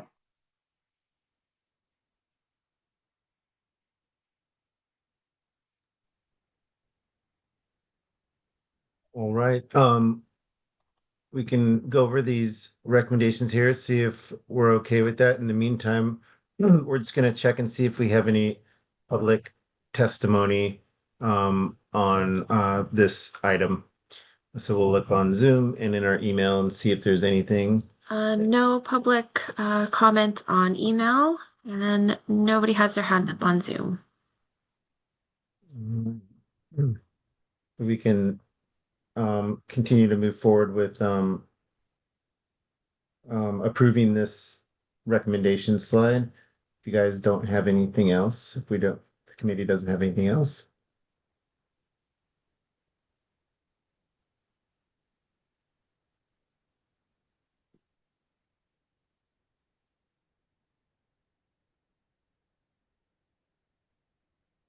Seems to me that we have what we need on this slide to push forward. So I'll just get a hand raised from everyone if folks are okay what we have written. Thank you, Melissa. Thank you, Jenny.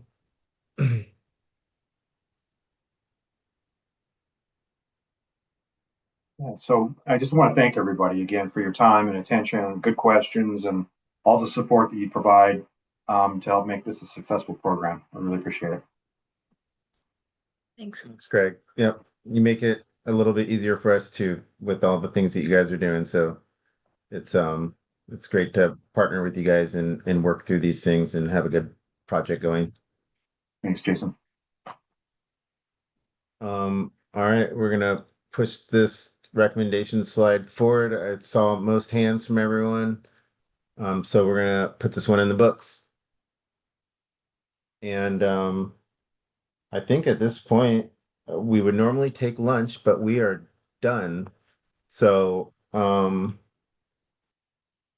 we're gonna move forward to item 3, which is adjournment. And so I'd like to make a motion. And do I have a second? Thank you, Melissa. So we'll go ahead and take a vote. All in favor, say aye or keep your hands raised. I'm just looking at everybody and it looks like it's unanimous. So the time right now is 12:19. And we'll go ahead and adjourn this meeting. Thank you, everyone, for a productive day 2 annual review. And we will see you guys soon. If you have anything for us, please reach out. We'll be here. And thank you to all the applicants that came today to share their information with us. We really appreciate it. Thanks, Thank you, everyone. everyone. Have a great weekend. Bye. Thank you. Thank you. Thank you.